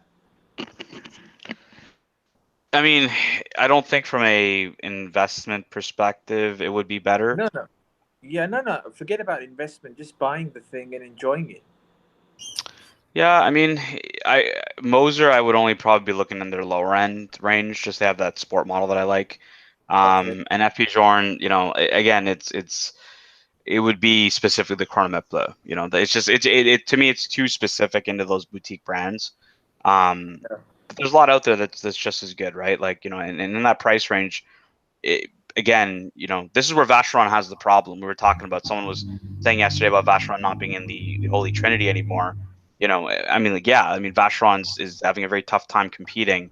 When someone said get the overseas, I'm like, it's kind of the third or fourth of that lineup if you're looking at luxury sport watches. I mean, you got so many of them out there, like the Nautilus and the Royal Oak, that They just personally I'd have rather the have before that. overseas. They just have the overseas, right? They have the overseas, and now they have a new entry level watch. The 50. I think Archie, you were talking about that. You said this yesterday. The 56, I believe. That doesn't even have the Geneva seal on it either. Exactly. Just Richmond getting desperate for funds. It's just an interesting play for them to go, downstream into Rolex money. I mean, I don't understand how they're going to pull a customer that's potentially looking to spend 11, 12 grand, because those people are buying Rolexes. The odd time they'll be buying Omegas, but like, how do you think Vacheron's going to pull them out of Rolex and Omega upstream into Vacheron? I think Vacheron's gone very down market, to be honest with you. I think it's a brand that's dying a very painful death. Is it true that they just make 25 to 30,000 watches a year? It's because no bastard wants them. That's not a sign of success. Mm-hmm. No Hisham, exactly. You can make 1,000 watches a year, but if you only have 2 people who want them, I made 2 watches. I got the fishy pussy and the crapalina. That's 2 watches a year. There you go. Does that make me? You're still left with 27,900 and whatever, I mean, if they're not selling, as you said, right? Nobody wants the fucking things. That's the problem. Vacheron is a dying brand. Its glory's days were the 60s, 50s, and 60s. So which brand in the current lineup would you say could replace VC? Both of you. Which in the Holy Trinity, you mean? No. I mean, in the other luxury market, you know the brands. Could maybe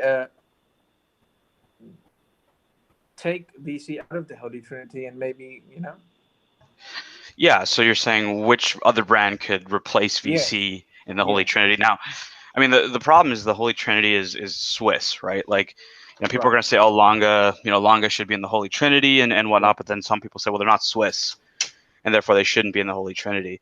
Because they yeah, like, okay. I think the problem with the Holy Trinity, when people are looking at the Holy Trinity, it's I don't see VC getting kicked out in that sense. I mean, there's no official Holy Trinity in that, Yes, there isn't. That was just a phrase made by someone, I guess. I think JLC probably deserves to be in that group. I was gonna say JLC as well. Yeah.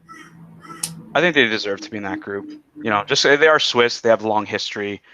Again, my whole beef with ALS is they don't have a history, right? They're a brand from the 90s. Everyone, and this is the funny, Archie, is everyone gives Lange so much props, but then they shit on Hublot, which has been around pretty much the same time. Yeah.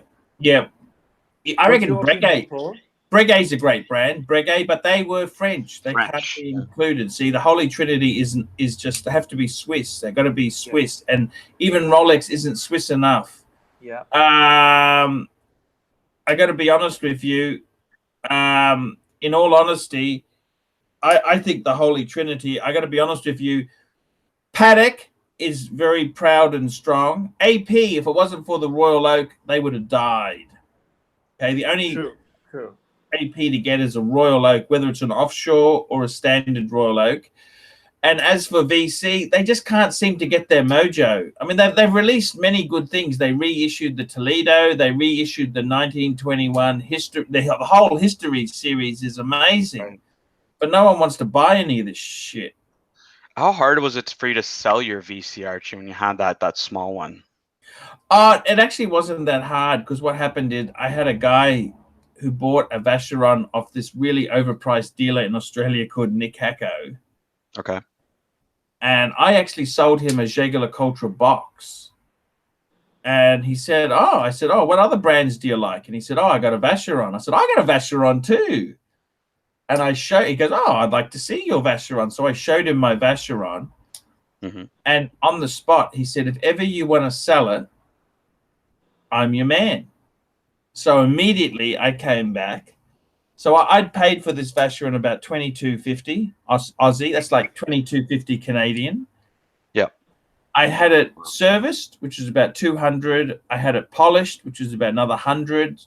Mm-hmm. And I had a nice strap put onto it. The secret with those ultra thin watches is those smaller watches never have a fat strap. You've got to have very thin strap. And I basically said, you can have this for $48.50. You got a 2-pound super chat from D Shiz or D. When are you coming to Singapore? I love singers. I got to tell you the truth. The women there are fucking bitches. They're nasty fucking bitches. I find I have a lot more success with women when they can't speak English. Okay, yeah, I've heard this. I still don't know how you pull off the whole, hey, I go out on a date, you give her a watch for her to wear on the date, and then you take it back. Like I don't know how you pull that off. Well, it's kind of like it's rent to wear. I just say to them, hey, well, do you want to wear a beautiful thing? It's not mine. It belongs to a friend of mine, i.e. the ex-wife. Do you want to wear this? And then that's it. That's all I say. I just found that a little strange. I'll just be right back, guys. Give me 1 sec. No problems there. We're on the ArchieLuxury channel. We're discussing Wirst Talk. Wirst Talk. Don't forget, guys, Super Chat. Super Chats keep this program going.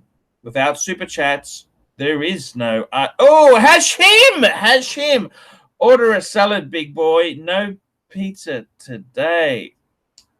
Okay, a salad. Fuck! Okay, thank you. Matt Farr, $1.99. Steel Sky Dweller or Steel Ceramic Daytona. Daytona. It has to be Daytona, right? Has to be. There's no competition there. True. You love your Daytona. Tell us about your Daytona. Do you love your Daytona? I love it. I have people coming up to me and asking me every time, which watch is that? It's beautiful. The black, I think I made a good choice by going for the black more than the Panda, because it pops so much more. Yeah. Tell me this. What watch were you wearing when you met your wife, your now wife? Oh, I was wearing a Swatch then. Okay. What watch were you wearing at your wedding? I was wearing an Omega Constellation. You still have it? Yep. And okay, have you bought a date just for your wife yet? No. Why don't you just do it? Yeah, maybe I'll just buy it and just shove it down her throat or something. Just see if she likes it. Just say to her, if you don't like it, I got a mistress who will like it. I can't say that.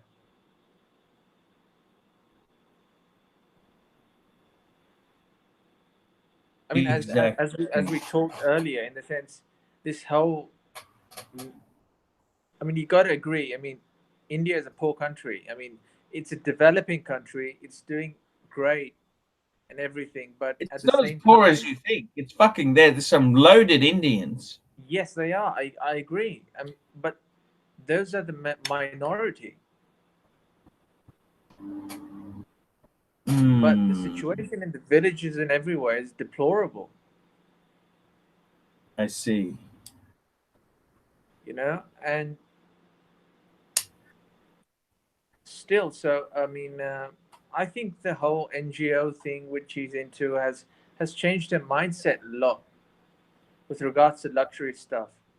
But you know, the richest man in the world, if he gave all his money to helping the poor in India, it'd just buy them one meal if they were lucky. Yeah. There is so many poor, and there's always been poor. Yes. Yes.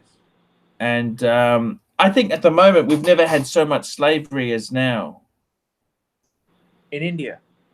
Well, in the world. I mean, you know, the iPhone, that's basically a handmade product. It is. It's made by slaves in China. Oh, you mean outsourcing? Of course. So, I mean, India yeah, but, itself would you call that slavery? I mean, they are being paid for it. Yeah, but so little. Yeah, they're working 12 hours a day. 12 to 14-hour days. They had to put suicide nets outside the factory to stop people jumping to their death. I mean, is that slavery or what? It is. It is. I mean, have you been to China, Shanghai, Beijing? No, I've been to Hong Kong, but that's the mainland.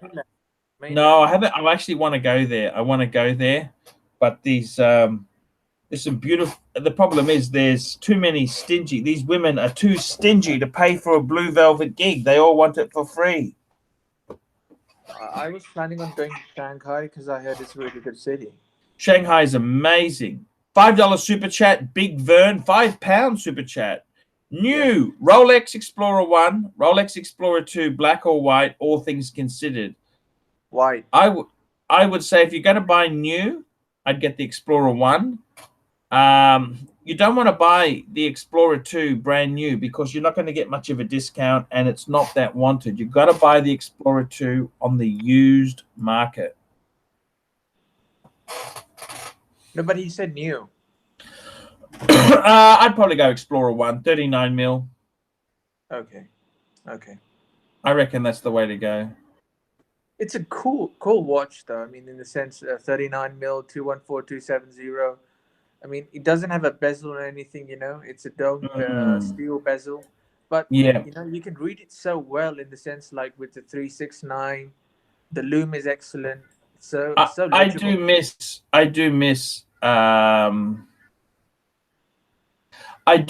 my Explorer 1. That was a great watch. Like, it was a dress watch. It could be a sports watch. It was so cool. I mean, I would even say, I mean, it's a great sports watch. I mean, in the professional range, it's one of the best, I would say. Best looking watch. Not too much going on for it. Just the time. Simple.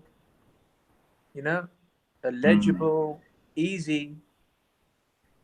Yes. You know, under the radar, if you don't want to show off or something. It ticks all the boxes. Exactly right. I would have to say, I like the Milgauss. Do you like the Milgauss? Yes, I thought of buying a Milgauss, the Z Blue one, right? The Z Blue with that's a with cool the watch. green crystal. It's a very cool watch. No, I went for the two-tone Daytona instead.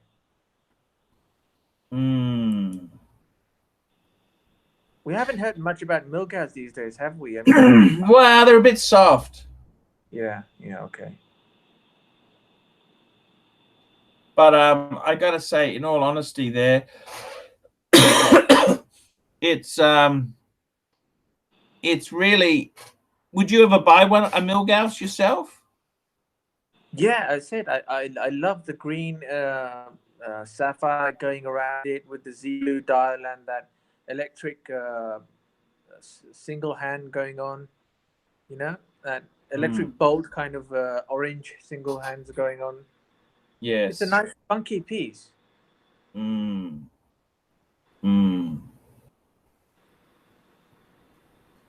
Very funky.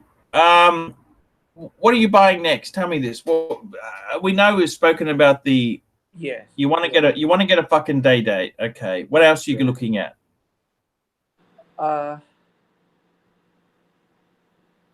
Let me think. Tanzil, $5 super chat. Archie, we all know your take on homage watches. What about your take on homage YouTube channels? What is the best homage to the AC3? Austin Daniels? I don't know if anyone really does the sort of stuff that I do. I love Austin Daniel. He can hold that camera in the same position for so long. That's amazing, man. That is just... His videos are really nice. I mean, he really goes into every... He does. Yeah, I mean, if you think about homage, like, I mean, a lot of people, you know, rip off your strategy and what, like Mark Goldberg, Austin Daniels, you know, they go with the pontiff strategy. The rancher, same thing, right? People who are, you know, fans of the channel that have started their own stuff that, you know, but they use your philosophy. So who do you think would be the best out there that this? I think Austin Daniels is actually doing really good stuff. I like Austin Daniels stuff. I thought his stuff is sort of independent. He does I love the way he holds the camera, and in Japan he just gets away with it. I mean, you couldn't do that anywhere else. At the same time as well, right? He looks very... He loves his watches, don't you think? Yeah. Yes, very much so. Yes. He's a big fan of the Explorer too, as well. Yes. Yeah. Yes, he is.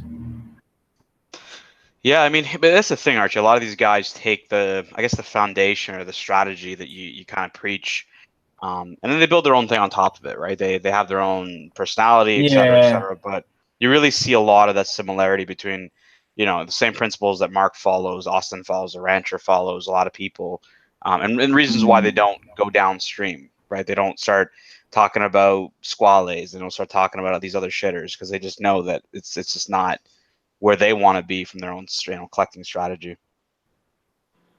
Yeah, I know what you're saying. Yeah, Tan and Paul. What about Bark and Jack? Adrian is pretty cool. I haven't watched a lot of his stuff, to be honest with you. No, I haven't. I watch a lot of car videos. I must say, I love car videos. I love Dr. Phil. Yeah. I like you know, I don't know, Archie, if you're big on. I like Vin Wiki. I watch Vin Wiki a lot. You know Vin Wiki? Do you know the car channel, The Smoking Tire? Yes. Yeah, so the guy who runs... I'm more of a Petrolicious guy. Oh, okay. I don't know Petrolicious, but The Smoking Tire, the guy who runs that channel also has actually got into watches now. And he's doing his own like watch podcasts and stuff as well. Are you joking? But he's like big. His watch channel is very small. It's more of his own hobby, right? It's his, you know, his car channel is you know, his job. He's a professional YouTuber that, you know, gets millions of views and whatnot for his car stuff. But yeah, no, he has a small watch channel as well. I got to tell you, I also do love. I really do like the channels I seem to watch. I do watch a bit of Austin Daniels. He's always fun. Long videos. Watch channels. Time and Caliber. I watch a bit of them. They're okay. So, and what's that UK one? That very posh UK one. I like that. They got some really good production values. Is that Watchfinder? Watchfinder, yeah, Watchfinder. Yeah, Watchfinder. But you don't see any faces. There's no personalities there. Just the hands. Yeah, just the hands. Yeah. To go back to Adrian's stuff. I mean, I haven't watched a lot of it. He did do a video on the Pepsi, and I commented on the video and I said, hey man, like because he was taken aback by the bezel being too pink and purpley. Yes. And I commented and I said, man, like, I don't know why this is a surprise to you. The bezel is the same that was been on the white gold one that's been out for fucking... Exactly. I read your comment there, yeah. It's been out for a number of years. Like, this shouldn't be a surprise to you that the bezel is this color, right? Like, unless you assume that it was going to be a new bezel, which it's not. So maybe he was expecting the one, maybe like the pre-ceramic ones, the a darker red and and just like I'm expecting pre 2016 Archie to bring back the Society for Thin Dress Watches, but it's not going to happen. Exactly. Yeah. I think dress watches are dead. To be honest with you, in the 90s, the dress watch, the thin dress watch, was still had a hope, but we're in the new millennium, and I got to be honest with you, any watch that is not quartz, not a digital display, is a dress watch. We've got 9.99 super chat from Neo. Yep. He says, "I like Armand the watch guy. He's 100,000 times better than STD. Am I going to get you drunk?" Yep, he is. He has Archie's his got to get history really spot on.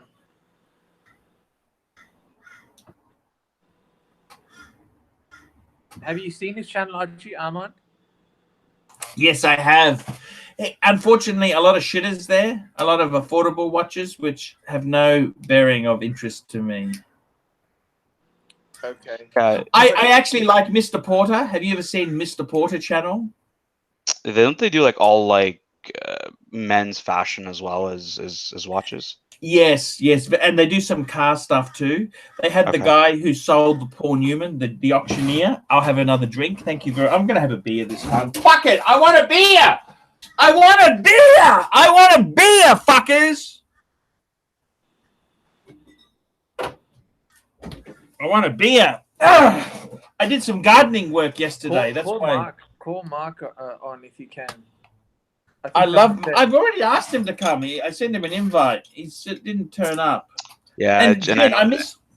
Yeah, Jin. I love Jin. Yeah, he talked to me earlier. He's gone. I think there's something going on because he's leaving that area that he's been living in for quite a number of months, and there's some event going on tonight there. So he texted me saying, hey, like, I won't be there, but do you mind hopping on and stuff just to help out? And I was like, yeah, no problem. Oh, he's a cool guy. He's cool. Look, we can wrap this up. If you're getting bored, just tell me. We can wrap it up there. I gotta tell you. Yeah, I got some time. There was a question. Sorry, go ahead. No, go ahead. I was going to say to you, Mr. Porter had a very interesting. I've got to find watches that I'm interested in. I don't want fucking garbage. Do you understand? I love watches that are just. I love videos where their watches. I got to be interested in the shit. They can't be affordable crap. You know what I mean? Mr. Porter does a lot of interesting things there. That's a great channel. It's not a hugely popular channel.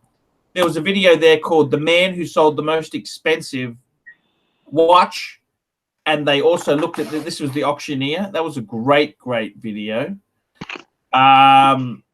They looked at his own personal collection. He's got Patek's. You'll love it too. Tan, you will love that video. Mm. The other... Yeah, so sorry to cut you in, Paul. Yeah, tell us and the audience, I mean, what got you into watches initially? What got me? So my grandfather was really big into watches. He, had an Omega and whatnot. So, he was gifting us, like, when we were younger, obviously gifting us like Seikos and stuff like that because we were kids and what have you. So he really, he liked watches. Unfortunately, when he passed away, he had a G-Shock that he was in poor health. So he'd been wearing this G-Shock for a long time. And after he passed away, he passed with a G-Shock on. And I actually, nobody else in my family wanted it but me. So I've kept that. And I actually keep that in my case beside my own Nautilus and my 5127 and my Royal Oak. And, so it's just, it was a sentimental thing like that for me. Yes, obviously, yes.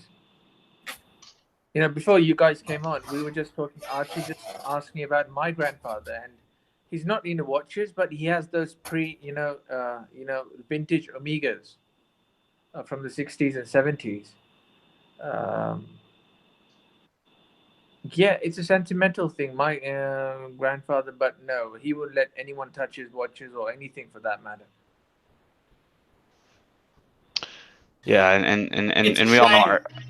It's a shame his grandfather didn't fucking buy a few sports watches instead of these fucking stupid dress watches. Yes, that's what I mean. He just bought, a watch. What do you say? A luxury watch in the 60s. Omega was good. Omega was like Rolex today. Yeah. They were better than Rolex in many ways.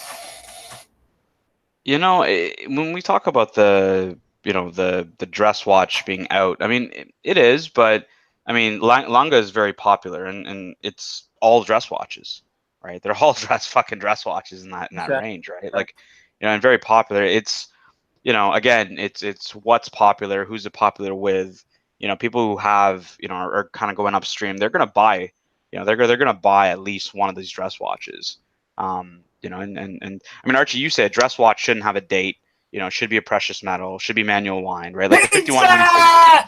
D Shies, £23.99. Pizza. Fuck. What do I do? I've been paying for salad and pizza. Fuck me, Dad. I gotta. I think I might. And Neil and I are keeping the drinks going, so. Yeah, I gotta be honest with you guys.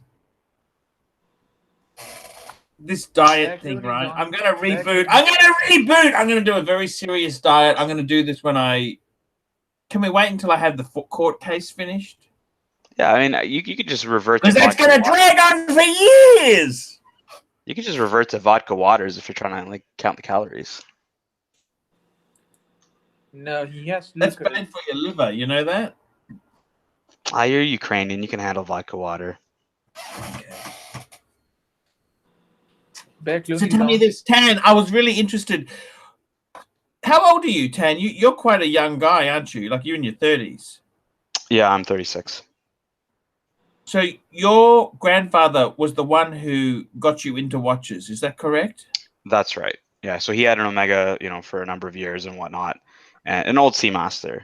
And it was just like he would give it as gifts to me and my younger brother. And it just got me into it and saved up for my first Rolex. And just from there I went up and up and up. And I never actually, it's interesting, I never actually considered buying kind of an entry level, as you would call it, like a a Hamilton or an Oris or anything like that. I never considered it. It was always like Rolex is my start point, and then I'll go from there. So what age did you get your first Rolex, Tan? I think I was 26. What did you get? What did you get? I had a Datejust back then. Yeah, it's just a steel. Two-tone or steel? Steel Datejust. Yeah. With white gold bezel? Yes, the fluted bezel. That's right. Did you sold that, or you still have it? No, I sold it. It was a 1601.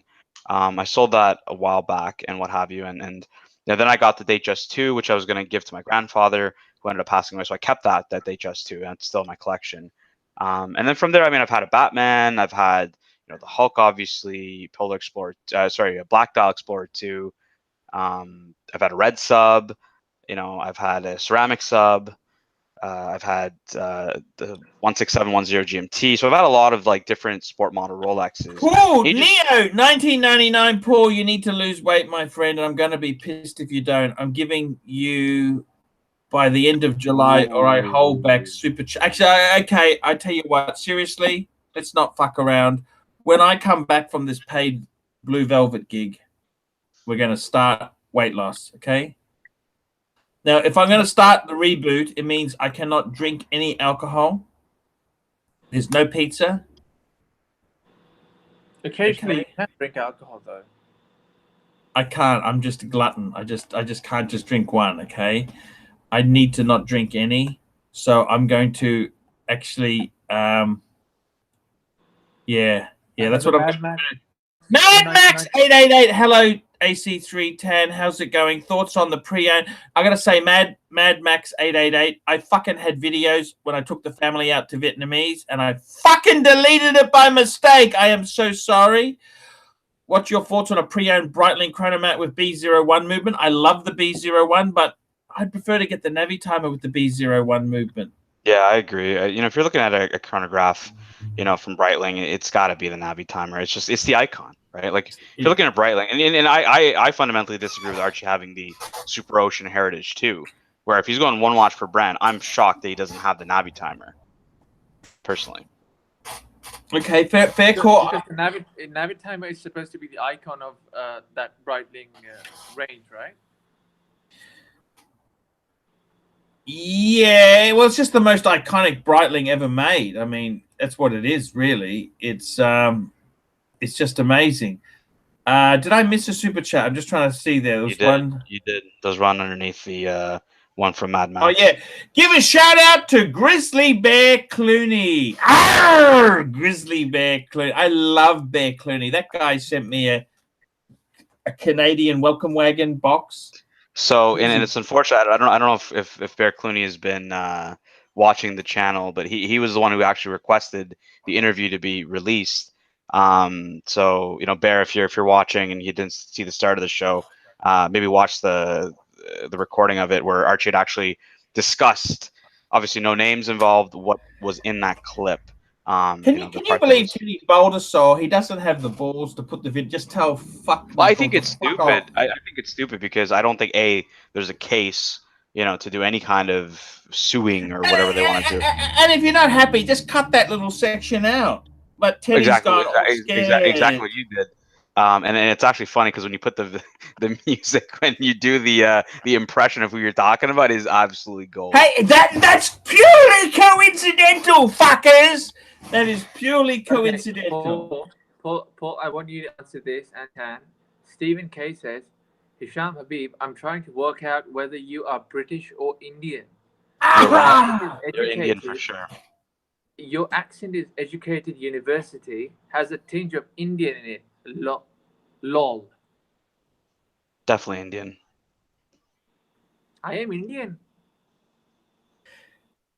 What nationality are you, Tan? I've never asked this. I never really cared. Someone said to me, "What nationality is Tan?" And I said, "Does it matter?" No. My look. Actually, I have to correct that. I'm British. Oh, you're a British national? Yes, I'm a British national. I live in India because my family lives here. My mother's side of the family lives here. You know what's funny, Archie? Before I answer your question, the supposed or alleged person we were talking about who was threatening to do whatever action to Teddy, he, in one of his videos, is funny. He says that the reverso was used by polo players that were playing for the Maharaja, he said, of India. That's what he said in his video. I'm like, what the fuck are you talking about? Like, what Maharaja are you talking about? Like, it's in one of his videos he talks about that, and I'm just like, man, this guy does not know what he's saying. But obviously, you do realize the reverso grandate is the wrong one. The proportions are all wrong. No one wants it, and that's not the good one to have, of course, according to this fraudster. Yeah, I mean, okay. So to answer the question, number one, I'm of East Indian descent, but I was born in Canada and raised in Canada. In terms of the reverso grandate, it is chunkier though, right? Like the 976 is not an ultra thin, but it's thinner than the grandate. The grandate is quite a chunky watch right now compared to the more modern reversos. Exactly. But Tan, you were spot on with that. You know, I saw that video about the reverso, and those were British officers just playing polo. It wasn't for any kind of Maharaja or anything. Well, that's what he was saying, right? And it's just, it was one of his earlier videos, and I was watching this. I'm like, seriously? Like, this isn't even just someone haphazardly saying something like Archie mispronouncing Roger Dubuis or something. You know, this is clearly him saying not the British, but the Maharaja, not the British Raj. You know, but the Maharaja, and it's just like, what the fuck are you talking? What Maharaja was there? What the fuck are you talking? Exactly. Yeah, I think you got confused. Yeah. Anybody who knows what they're talking about just would call him out right away. Yeah, he's get another beer, big boy. Thank you, Stephen K. I think I will. You know, I am so fucking pissed at the moment. I'm just gonna grab another fucking beer. Fuckaroonies, and I gotta tell you something too. That lousy fat cunt we've been talking about, that lousy fat cunt who knows nothing about Indian history, he's what a fucking turd. You see that turd said my world time's not the wanted one? That makes me so proud. Oh, it's too small and you know, the proportions are all wrong and nobody likes it. You know what the fat cunt doesn't realize is, I admit the 39.5 I do like. I like all of them, but it was the first world time in a long time to come back, because the last time they did it was in the 60s, and I think it's got the best killer shade. Well, I mean, I called the rancher this morning, and I was like, I told him, I'm like, I propositioned Archie to trade the 5127 for his world time, even though you know, it might seem like a ludicrous trade, but I propositioned him for it, and the rancher's like, you know, yeah, I could see why Archie's saying that, you know, that they're equal or close to equal, and I'm like, yeah, but like the world time is a step up, like it's a complication watch, you know, and it's a beautiful complication watch. It's a unique, you know, Paddock does world time. Sorry, no worries. Yeah, I mean, Paddock does a world time, you know, completely differently than everybody else. So.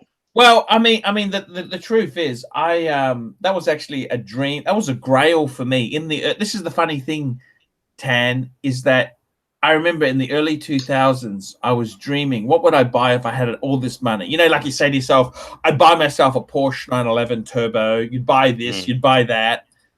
You would go out with Samantha Fox. You know what I mean? You look at these things, and what watch would I have? And I thought, you know something? I would want Paddock World Time in white gold, because I couldn't justify platinum. I thought that's just fucking ridiculous. Yeah, that's what I actually really wanted, was a white gold world time. I think it looks great in the yellow gold, to be honest with you. I think the yellow really makes it pop, because I got to be honest with you. I actually really do love it. I think the best color for it is probably yellow, but I mean, I don't care. I mean, I think all of them are beautiful. I think they are beautiful. And did you end up getting the postcard with the? Yes, I got it from you. You sent me that. Yeah, I sent you that. I got to tell you what I really love about the yellow gold is that it's very similar to the 1950s. You can see the family resemblance. Yeah, I wasn't sure if that was a yellow on the postcard or if it was a rose. I know, but they did so few rows in that time and day that it probably was yellow, you know? And I got to find that postcard. My room is just a fucking mess. You know, I'm just a fucking... I did savor that postcard. That postcard meant... You sent that to me, didn't you? That means a lot to me, you know? So I wrote on the back, I said, never sell your world time. No, that's right. I said never. I didn't say never trade it to me. You know, so if you ever do want to do the trade, you give me a call and I'll do the trade with you, no problem. I love that watch. You know, I got to be honest with you. I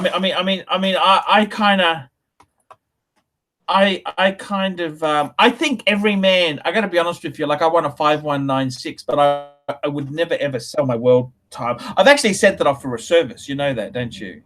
Yes, and hopefully they said what, a couple months. 6 months. 6 months. 6 months. Not a couple. 6 months. Yeah, but it's because Hong Kong's probably the main service center for Asia, right? So they're probably servicing. I'm in no rush. I don't have the money to pay for it anyhow, to be completely frank with you, Tan. Fuck me dead. $2,500. Are you gonna have them ship? Are you gonna have them ship it back to Australia? No. I've got to pick it up. They won't ship it. I got to pick it up. Okay. There's all tax implication. No. Hong Kong's not that. I really love Hong Kong anyhow. Really? Yeah, I mean, it's a good idea. I mean, it's a reason to go there and whatnot. And how were I haven't seen your video on the Paddock dealers, but how was the general, you know, the way they treated the customer and whatnot? How was the experience at the Paddock dealers in Hong Kong? Okay, do you want me to tell you honestly, or do you want me to lie to you? I want the honest one. I don't want the one in the videos. I want to know the honest opinion. Okay, the honest truth is they treat white people like pieces of shit. Okay, you know, these servants that the Maharaja had, they treat you worse than that. Okay, they know their main customer is mainland Chow. Yeah, that's it. Mainland Chinese. If you're not mainland Chinese, they don't tell you to fuck off, but they almost tell you to fuck. They won't give you a brochure. They won't give you a catalog. They won't give you anything. Cunts. Did you get the Paddock magazine just came out? I don't know if you saw the new one. I just got mine, so I don't know if you've gotten the latest. I actually get 5 copies of it. Okay. You know, it's funny because I registered the 5127. They asked me. They said, "Hey, do you want a copy of the magazine?" And I'm like, "Well, I'm already registered, so they won't give me another one, so I didn't register for it." So you kept registering whenever you different names. Yeah, I got it in Japanese. I get a Japanese version. I get a Australian. I get 2 Australian versions. English version. Sorry, you Canadians. I got to tell you the truth, Tad. I want to talk to you. I want to probe you a bit there. So when you were growing up, were watches important to you? I tell you the truth. I grew up in Brisbane, right? So when I was a kid, I thought anyone who wore a Seiko 5 was cool. I thought that was a cool watch. Then I discovered Omega, and Omega was a cool watch. Then I read American Psycho, Bret Easton Ellis's book, and I discovered Rolex. And it's not that we got National Geographic when I was a kid, but I never really noticed the Rolex ads. You know what I mean? Yeah, I mean, Rolexes were, for me growing up, so I'm growing up, maybe like I'm a teenager in the 90s, for example, right? So, you know, for me, I'm seeing Rolex as part of I was a teenager in the 80s, see? Yeah, okay, so you're a teenager in the 80s. So you're there when American Psycho! Yeah, the 80s are full on force when Rolex is, you know, everyone's got a Rolex two-tone date just. I mean, that's the watch to have. We're having pizza, okay? Someone paid. And sorry, I just telling my someone paid. Someone paid for pizza. So yeah, growing up in the 90s and 2000s, you know, teenager. See, the 90s was a shit time because people were ashamed to have wealth. In the 80s, they wanted gold. You wanted to be a man. You wanted to be a swinging dick. You know, but in popular culture, I mean, Rolexes, especially in certain types of cultures, you know, were used as status symbols. You know, people were always about, hey, I got the Rolex. Like, I mean, you remember in the 80s, people wanted to be yuppies. You know that? It was something to aspire to. A 3 Series BMW. Mm-hmm. And eating at restaurants and paying for things on credit card, that was considered cool. You know what I mean? Yeah, and you know, in that time era, right, it was big, and I kind of, you know, I grew up in that era where I was a young kid, and I would see people like that and aspire to have. Can I tell you, I've had some amazing luck, Tan. When I asked for a Rolex, I got a 1016 Explorer 1, the last of the last. Mm-hmm. When I bought a BMW, I decided to get the E30 because it was cheaper than the E36. Can you? This is the last of the E30s. Can you imagine that or not? Yeah, E30s were classic. And I look at photos. Like, I got a few photos I took of my car, and I think, "Fuck, this was beautiful." But I didn't appreciate it until many years later. I thought, "Fuck." I do remember when I used to service my BMW through the dealer, they'd give me an E36 lens, and I thought, you know, this was it was a better car than the E30, but the E30 just looks so cool. Even then I knew it. I thought, actually, the E30 is cooler. I just knew it because it had that design to it. Tan, I want to ask you something. So when did you first get an inkling for Rolex? My first inkling for Rolex was probably when I was wearing an Omega. I thought I was so cool. I had an Omega Seamaster. It was sort of a goldy version. And it came on a rubber strap, and I put it onto a gold-plated Speidel strap. I thought I was so cool. You know Speidel? Yeah, I actually had a Speidel on one of the I had a vintage Bulova Accutron, and I bought it from an estate sale, and the person had passed away, and they had that on an old Speidel band, I guess, when they bought it in the 60s. When I first got into Rolex, you know, when I was really young. You know, my dad was had a business, and you know, a lot of his clients would come in, and very wealthy clients and whatnot. And you know, I remember seeing one wearing just a hunk of gold on his wrist. What sort of business did your dad have? So surprisingly, he had an IT services business that he opened in 86, right? Oh, so you would have done well. Very good times. Good times. Between the late 80s and early 90s, it was, you know, they were making a killing. And you know, so obviously a lot of, you know, business people he was dealing with. And I saw that watch, and I asked my dad, I said, "What is that watch? Like, you know, it's not like the watch I see on your wrist. So what is that?" And he said, "That's a Rolex President." Wow. Yeah, a President, exactly. And it just, you know, and that's why I was telling Hisham just about, like, I love the President, you know. I got to tell you, when I got my Explorer 1, you know what watch I really wanted? Was it a President? Of course. It was on the cover of the Rolex catalog. The solid gold. Was it a diamond dial? Actually, no, it was just a champagne dial, but champagne dial. Yeah, that's what I saw. My dream watch. I thought, fuck, that would be so cool to have that. And the funny thing is, you know, I sold my fucking Explorer 1, and I bought a gold 18238. Actually, I bought an 18038, but it wasn't good enough for me. And I got a diamond dial 18238. You know, I mean, got into Rolex watches. It's a completely different story. I was You in saw it in a boarding. Bollywood movie, and then No, Amitabh Bachchan was wearing it, and then you wanted to get into it. Yeah, sure. That's your version of how I got into it. But the real version is, I was in boarding school in England, in Millfield, in Somerset. So What boarding school was this? Millfield School. It's called Millfield, Millfield. Okay. So Because I do like the MILFs myself there. Oh, okay, fine. So Millfield, and I just finished my O levels. Yeah. And I was going into doing my A levels. So so my dad and mum, they had come over for the graduation, and they got me a quartz medium-sized Omega Seamaster as a graduation gift. Ah. So after that, mostly, the friends from Millfield I had. You were boarding there, so Yes, the I was fee boarding there. 13,000 pounds a year, just out of interest. That's not the top boarding school of England, is it? One of the top boarding. It is. It is, okay. It is. You can check the alumni. There are many famous people there on it. So yeah, you can read this super chat, then I'll continue. Yep. Get another beat. Sorry, what's this? The chat has been talking.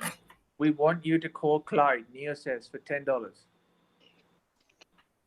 He doesn't answer. They doesn't fucking answer his phone. You know that, don't you? I'll give that. I'll give him a fucking call. Do you want me to call him or not? Yes. It's Tan. Are you saying anything or not? Why super chat? Can you read my super chat? Like, what did it say? Read Tan super chat. Oh, give a shout out. What the fuck? I can't find this thing. What the hell is it? Oh, Archie, how much for you to call the rancher on air? Speakerphone, pitch him trading his 321 for your tag Hoya Monaco. Oh, bad idea. $20. $20. All right, so you get him on the phone. I will pay you $20, but you have to do it on speakerphone. So call him. If you get him on the phone, you got the $20.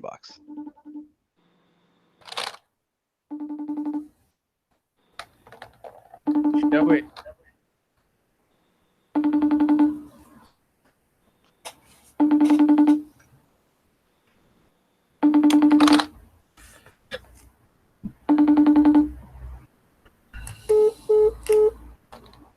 Okay, we'll ring his normal number then, hey? What do you reckon? Yeah, the normal number is probably better.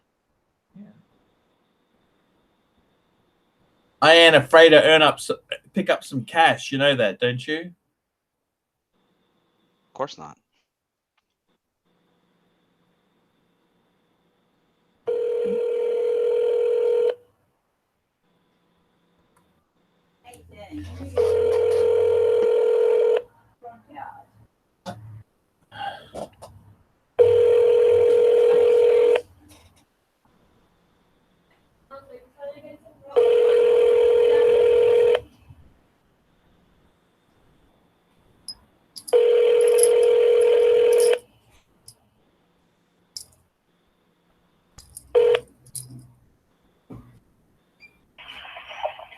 You've reached the office, Clyde Anderson. Leave your name. The rancher's hiding, man. I don't get why he's hiding. He doesn't take my call. Wah, wah, wah, wah! Well, you did your bit though, so still. We'll keep paying for drinks. I got to tell you the truth there, guys. So, Tan, you saw... Your dad had an IT business. You had clients who wore presidents. Now, what sort of men were these? Were these good men, bad men? What sort of men? What sort of cars did these men drive? Tell me about these men. I want to hear about these men who wore presidents. Some of them were lawyers that had legal firms. Some of them were doctors. I remember actually one of the doctors was a pediatrician. He drove an Audi back then. And I remember looking at the Audi and I was like, what is this car? With these like Olympic rings and whatnot. And it's part of Audi being super popular and whatnot. And Chinese guy and everything. And he was I never really understood why he bought an Audi, but now obviously it makes sense and what have you. But it was people who ran medical firms, legal firms, not anybody in government. We had some government contracts. We had contracts with certain colleges and universities and whatnot, but it was mainly like lawyers and doctors. Wow. And you wanted a president then? Yeah, I mean, I always thought that the iconic Rolex was the president, and in somewhat less of a fashion that the Datejust, right? Looked similar to the watch. I never really, in my mind, looked at the Submariner at that point because I never encountered him as much as like I did with presidents and. Did you ever get a Mark Goldberg? Marky, how are you? Hello, gentlemen. I use that term loosely, but hello, salutations, and good evening. Hi, Mark. Hello, Isham. How are you? I'm fine. How are you? Good. I missed you. Did you miss me? Yeah. Are you showing off your balls again? In fact, I just No, call you. Tanzil, this is not my ball. It's my Pelagos. Ooh, fancy. Tudor Pelagos. Just fresh from a Chuda. I'm fresh from a wedding reception. Excellent. How was it? It was my daughter's. It was very nice.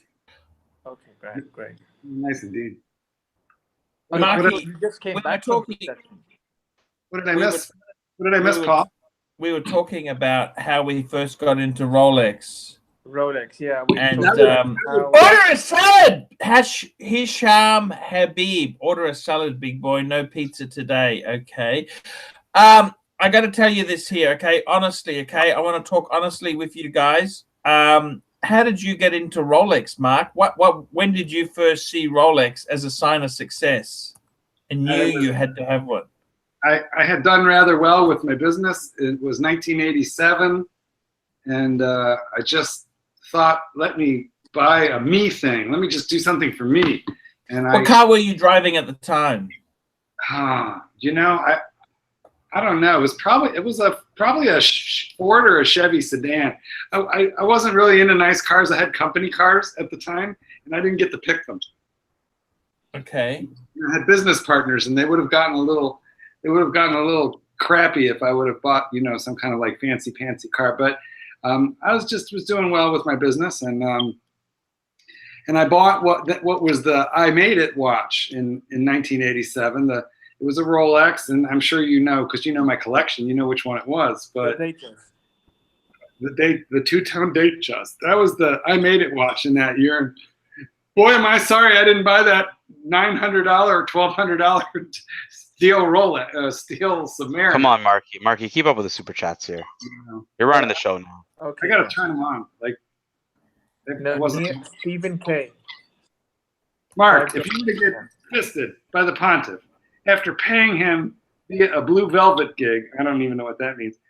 Which Rolex would you prefer he wear? Yes, he has to wear one. Oh, Tanzil, how can you be on? I don't like Tanzil. Donate me the $5 and I'll answer that question. Well, turn on super chats. Okay. Well, you're known to live stream simultaneously with other people, so I would have put it back. No, not simultaneously. That was the Ranchers. That was the pregame to get the audience warmed up with no super chats on the Rancher Wrangler channel to get them all warmed up for the Archie show. He won't answer my fucking phone. Why doesn't he answer my calls? I can't imagine that could possibly be true, but I'm going to get you an answer to that question because I can't believe it. I don't believe it right now. Like, let me try ringing him. Ask him what the problem. I'll be back in 1 minute. So, well, does that mean 20? I'm contacting him right now. I am live on Archie, and he says that he's trying to call you, but that you don't answer, and he would like to know what's up with that. I don't think we got to the Stephen K. super chat, but I'll just wait for Archie to come back before we read it. Okay, I don't know, but I'm just texting Clyde right now. Let's see what I can do. Or if that doesn't work, I'll put him on the phone, and then we'll put him on speaker, and maybe these two can like work it out. Mommy and Daddy. What if Mommy and Daddy could work it out? Yes, that'd be great. I don't think it's gonna happen. Well, I don't know, Yeah, but I kind of have that inkling too. It's not gonna happen. But I Yeah, want the rancher's not, he's got all this time to watch Matlock now, and you know. So, you know, with all this extra spare time, he's watching Matlock, and you know, Perry he's able to Mason. go and purchase his like adult diapers. You know, he's got all the time in the world these days. So are you reading? Wait, I am in contact. Yeah, we'll read Stephen K. Super Chat when Archie comes back. I'm in contact, but having a private moment. Bear with.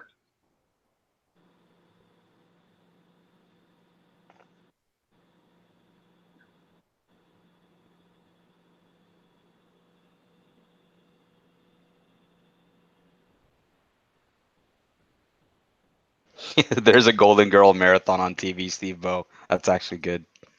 I'm sure Clive is he's furiously jacking off to that Golden Girls marathon. Okay. Well, the rancher cannot talk at this current moment. Yeah, because there's a Golden Girls marathon on, and he's got a thing for Betty White. That may be. Betty White's 90 years old. Come on. I bet you the rancher can give himself a hot 50-year-old. So here's a piece of news about the rancher. So he ordered an extract from the archives from Omega, and I just got it actually. I ordered it for him, and his watch was actually the 321 was produced June 29th. So that would have been yesterday, 51 years ago in 1967. Well, for Christ's sake, it just had a birthday. Yeah, I was telling Clive on the phone today. I was like, man, it just had a birthday, and he thought. I need a beer, fuckers. Okay, so Archie, we got a super chat here from Stephen K. I was waiting for you to come back. Mark looks very rancher-like with the checked shirt on. Is this why the rancher is not answering the phone? Also, beer for Big Boy. That was $5. I tell you what. Oh, he bought me a beer. Thank you very much. I'm fucking thirsty for a beer. I need a beer. Rancher, actually, just hang on one tick. I just got to share this. I got a Mexican out the front doing a car wash for me. The Civic's getting sprayed. I just got to give them a little sip of beer, then I'll drink the rest of it. Does this sound fair? You sure he's not an Australian? No. Australians not going to clean my car for $3.50. Where do you import Mexican people from? They come over. Are you sure you have Fernando? You have Fernando chained up in the front yard. This is just wrong. This is racially incorrect. Fernando, the used watch dealer, my compadre. I think we're going to have to shift this entire program into Spanish now to compensate for the pontiff's lack of political correctness. Political correctness. We got 2 Indians and a gay white guy on this channel right now. Right. So 2 Indians and a gay white guy walking. I'm back, guys. Oh, we were just getting down to the good bit. We were just getting down to the good parts. Okay. Okay, so that's what got me into Rolex, but then I didn't buy another Rolex for many years. So this is when you wanted a day date. You got a date just because you couldn't afford the day date. You know what the next thing I bought was? Many years later, I bought a 16613, and it was your bloody fault. And then you went and sold yours. A what? A 16613. A 166 two-tone date just. Bluesy, the two-tone bluesy, the Submariner. Why did you sell it? Why did you sell it? That thing is it would have hold. I have it. I still have mine. Where's yours? You had one. I didn't have one. I had one years ago. I had it sold. You had a two-tone bluesy Submariner. And actually, that wasn't mine. Oh, bloody! I have owned a few. I've owned a few of them, but I had the solid gold one. I took it overseas. Bangkok. Yeah. So, but I'm telling you honestly, I actually wanted one. You know, when I sold my gold sub, I wanted a fucking bluesy. Where were you to sell me yours? I don't know. I still have it. I have a full kit. That watch has gone up. You must be proud of it, don't you think? But you know what? It lives in the safe, and I like it. But it's like full kit, and I think those are old watches. I want to say it's a 1999 watch. What's wrong with that? It's got gold in the clasp. The case? No, it's not. It's not. It's a K series. It was right before gold in the clasp, which I don't really think gold in the clasp is a big deal. I know it's supposed to be a big deal. People like that, but actually, you wind up with a lot less scuff marks on your clasp if it's steel. Very quick, we got a super chat's come in. 10 Dylan super chat. Mark, if a few years back a guy showed up to your house being introduced by your daughter, a new boyfriend, and he was wearing a squally, would you feed to the roosters on your farm to never see him again? Did you know that the Lancashire pig is capable of eating You need 3 Lancashire pigs to eat an adult male weighing up to 175 pounds. The only thing is you have to pull their teeth and take off their rings because the pigs cannot digest either their rings or their teeth. But provided you pull their teeth and you take off their rings, all you need are 3 Lancashire pigs. That's right. You can never see the body again. Never. But you got to get rid of the teeth. Would you feed him? The rings and the squallow. But would you feed him? If you saw him wearing a squallow, would you kill him and then feed him to the roosters or the pigs or whatever? 3 Lancashire pigs. You got to take off the squally, the teeth, and the rings. That's Mark Goldberg standard. That's the that's $10 worth of an answer too, right there. How many pigs to eat, Archie? 5. Somebody has said, no. Here's why. Because pigs are not cannibalistic. So I think probably Archie would get like professional courtesy and they wouldn't touch him. Now, I wanted to ask you, are dogs cannibalistic? They'll eat their owner if they're stuck in a house and the person dies. They'll eat their... No, that's cats. The dog will mourn and guard your body. The cat will eat you. Is that right? That happened a few days ago over here. I mean, a guy died of an OD recently in where I live. And he had a Rottweiler. And the Rottweiler apparently was fiercely guarding his body for like a day and a half. Or 2 days, maybe. It was in the papers. Wow, that's amazing. Well, apparently unlike Jen, who would just eat both animals himself. Apparently yes, I was going to say the Indian and the Indians and the Vietnamese are 2 totally different type of people. You know, that Rottweiler was in a vegetarian family, and you know, Jin probably would eat a leg or 2 off of that Rottweiler just for appetizer. All right, boys, I got to drop off. You got Mark here. Mark's going to handle the show. I'm very Tan, I love you to death, Tan. You're the greatest thing that's happened to the ArchieLuxury channel since I discovered Pay for Play. You're the greatest thing to happen to me since I discovered Blue Velvet. Please explain to Mark what is Blue Velvet. What is Blue Velvet? Yeah, what is that? I just want to say thank you for your patronage. And I got to tell you, you're a cool guy. I love you forever. And just hang in there, man. All right, guys. Take care. Have a good night. Good night, Tan. And so, Paul, you said the rancher is not picking up your calls. I'll check it out. I will. But you never call me. Maybe you should call me. Maybe I'll pick up on you. I sent you an invite. You come on. That's not a call. That's a gangbang email. Look at the guilty. I know your face, Paul Pluta. That's your guilty face right there. Yeah, okay. Hey, that's okay, guys. We're going to have to show up. Listen, we need $5 to end the show. Otherwise, we're going to keep going. Somebody's got to pledge $5 or we're not going to stop. $5 to stop or we're going to keep you fuckers up all day, all night. Come on. Let's go. Cough it up. We need $5. Cough it up, fuckers.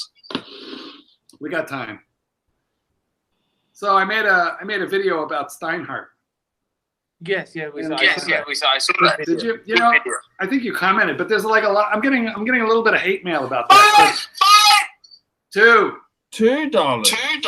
What's harder to get rid of, herpes or an IWC? They're in the same category. Quite frankly, herpes always comes back, but an IWC... Never ever get rid of herpes successfully. You know, at least an IWC, you can sell it on eBay to a fraudulent PayPal con artist with Nigerian dollars. I got to tell you the truth there. I was wanting to make... Who's got the show playing in the background? Someone is. Not me either. Paul, be you. Oh, me. Well, I do on my phone so I can monitor the super chats, but the sound is off. Hello? Hello. Hello? Hello. Hello? Hello. Hello. I don't understand. I don't know what's happening. Fucking hell. Better? Okay. Okay. It's coming back to haunt me. Is it? Did we get our $5? I gotta tell you this. I gotta tell you this. Yes. Yes. You've got the $5. You've got the $5. I got the $5. We might end it here today, guys. I love you all. I love you all. I'm thinking about doing a show with Loudmouth. Loudmouth. What's Blue Velvet? Blue Velvet is a chance for me to give back to society. I get free air tickets to the hotel, and I make people happy. Is that, are you dating elderly Japanese women in I'll date anyone who pays the fee. It's a GFE experience. Full girlfriend experience. And it works for me. And the reason why the website doesn't come out is you need a secret. This is part of the dark web. Okay? It's not available to normal coupons. I know how you could make a lot of money. You just got to go into training. How's that? Well, all you have to do is get yourself fit to the point where you could do push-ups with your tongue. And then, you know what? You can make a lot of money. Okay. Thank you so much. Elderly. Okay, let's end it now. Thank you so much. Ciao, bello. $2 super chat. Archie, be my man for dollars. Yes, sir. We're gonna end it now. See you very soon. Bye, Mark.